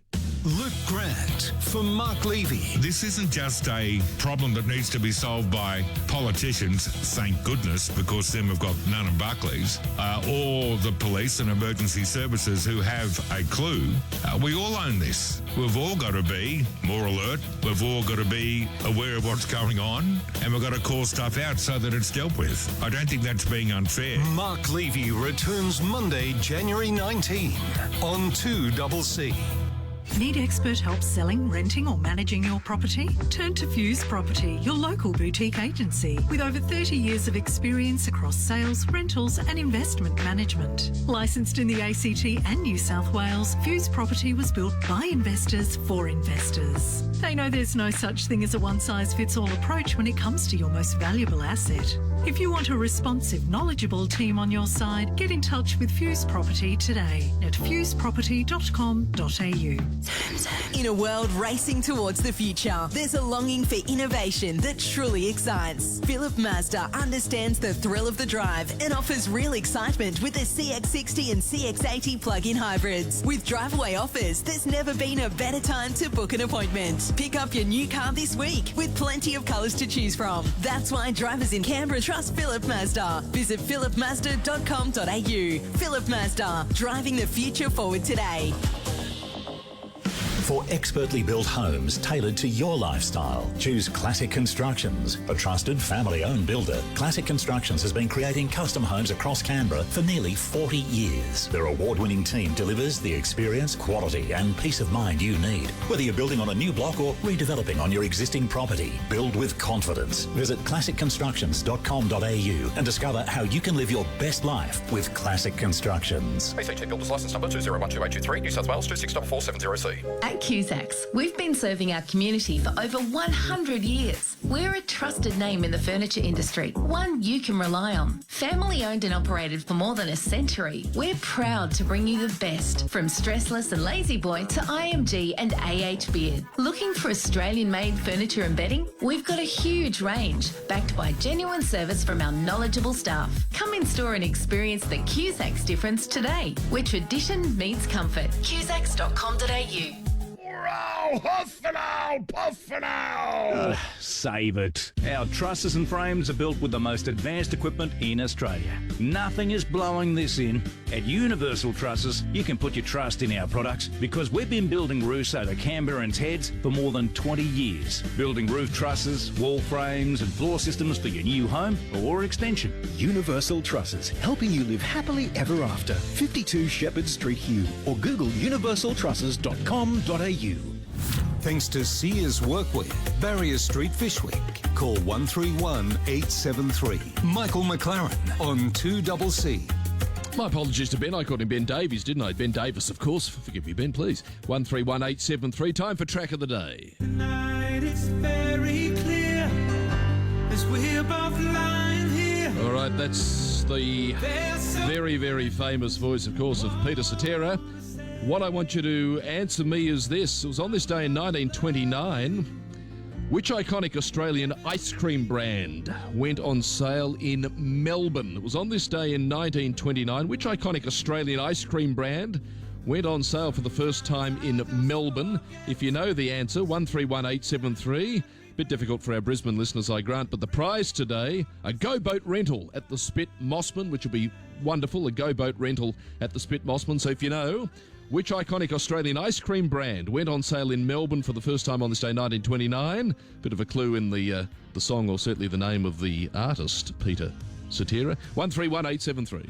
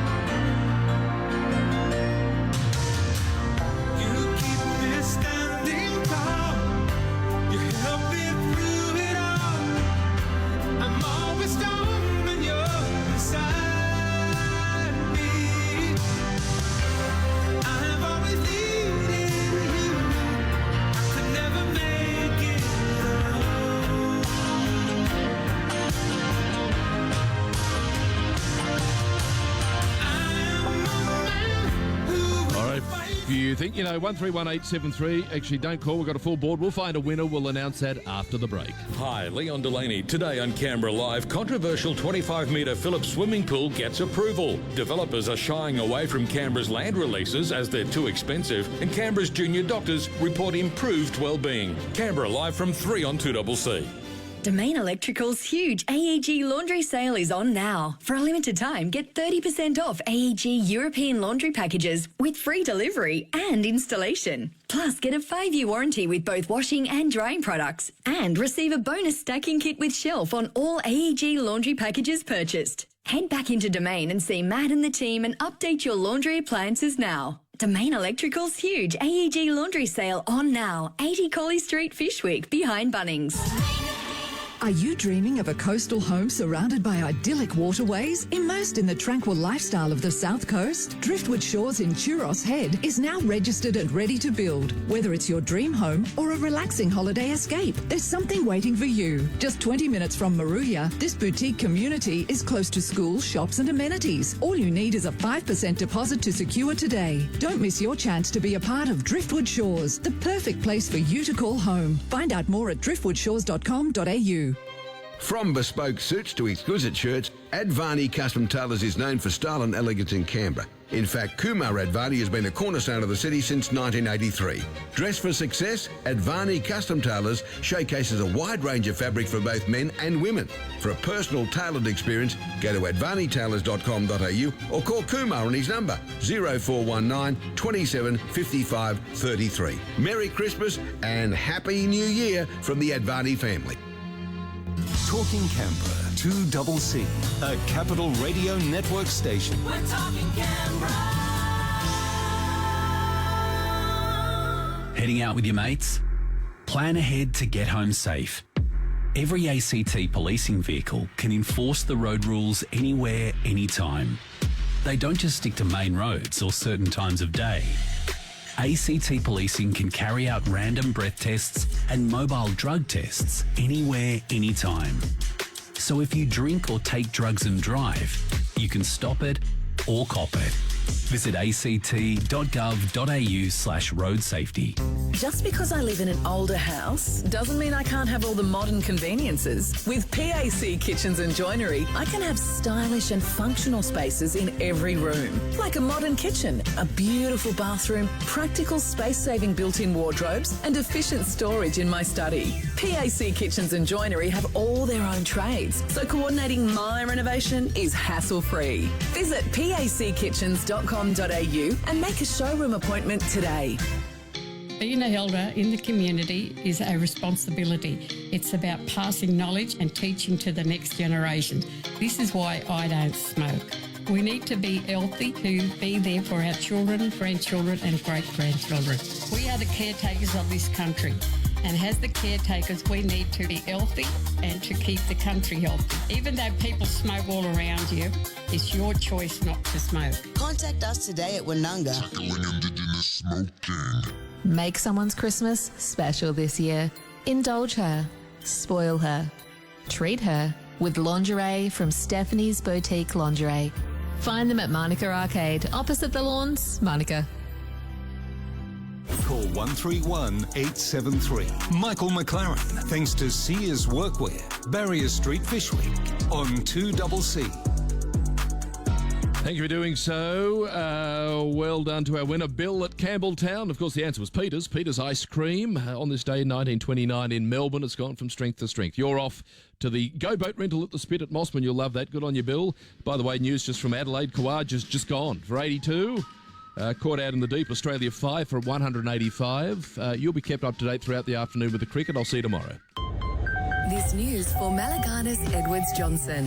Find out if you're entitled to personal injury compensation. MEJ.com.au. From the Capital Radio Network, 2CC News. Heading for a top of 33, sunny. Tomorrow, more sun, 37. That heat wave warning is still in place until Friday, and on Friday, a shower or two, possible storm, a top of 37. From the Capital Radio Newsroom, good afternoon, I'm Jeff Tyler. New South Wales Parliament will be recalled on Monday afternoon after Premier Chris Minns pledged to reform the state's firearm laws in the wake of the Bondi massacre. The Premier addressing the media a short time ago admitting this is an unprecedented move, but after 15 people were killed on Sunday, they have to make the call to make it tougher for people to own deadly weapons. From the registered authority. Now, at the moment, New South Wales Police routinely yank licences from gun holders and licence holders that they suspect or fear are a threat to the community. Those appeals are heard in NCAT, and they're often, police's objections are often overturned, and the guns remain with that individual. We'll extinguish that appeal pathway. Meantime, former Treasurer Josh Frydenberg is demanding a royal commission into the Bondi terrorist attack, which killed 15 people. Mr Frydenberg has visited the memorial site, claiming the federal government has allowed anti-Semitism to fester. He's blamed Anthony Albanese for failing to act on the issue, arguing he must take responsibility for the deaths. Joining Mr Frydenberg at the memorial, opposition leader Susan Lee says the Prime Minister needs to step up. We are calling for leadership. The community is calling for leadership. Leadership on cracking down on hate speech. Leadership on cracking down on anti-Semitism. And this community deserves no less. And a court has heard how a South Canberra bar owner sent a series of abusive text messages to a woman. Alex Doherty reports. 52-year-old James Sydney Banks, who owns the Kodiak Bar in Kingston, appeared at the Queanbeyan local court yesterday, having previously pleaded guilty to using a carriage service to menace, harass or offend. The Canberra Times reports the court had heard Banks had tried to repair the relationship with the victim at a funeral wake back in August. When the victim asked Banks not to speak to her again, he proceeded to send abusive text messages, following by multiple attempts to call the victim, followed by more threatening messages. Banks had told police in an interview he had sent the messages due to an argument with the victim at the wake. He was sentenced to a 9-month good behaviour bond with a bond of $1,000. Alex Doherty, Capital Radio News. Petrol Price Watch. And checking petrol prices, unleaded $1.77.9 at the Metro at Mitchell.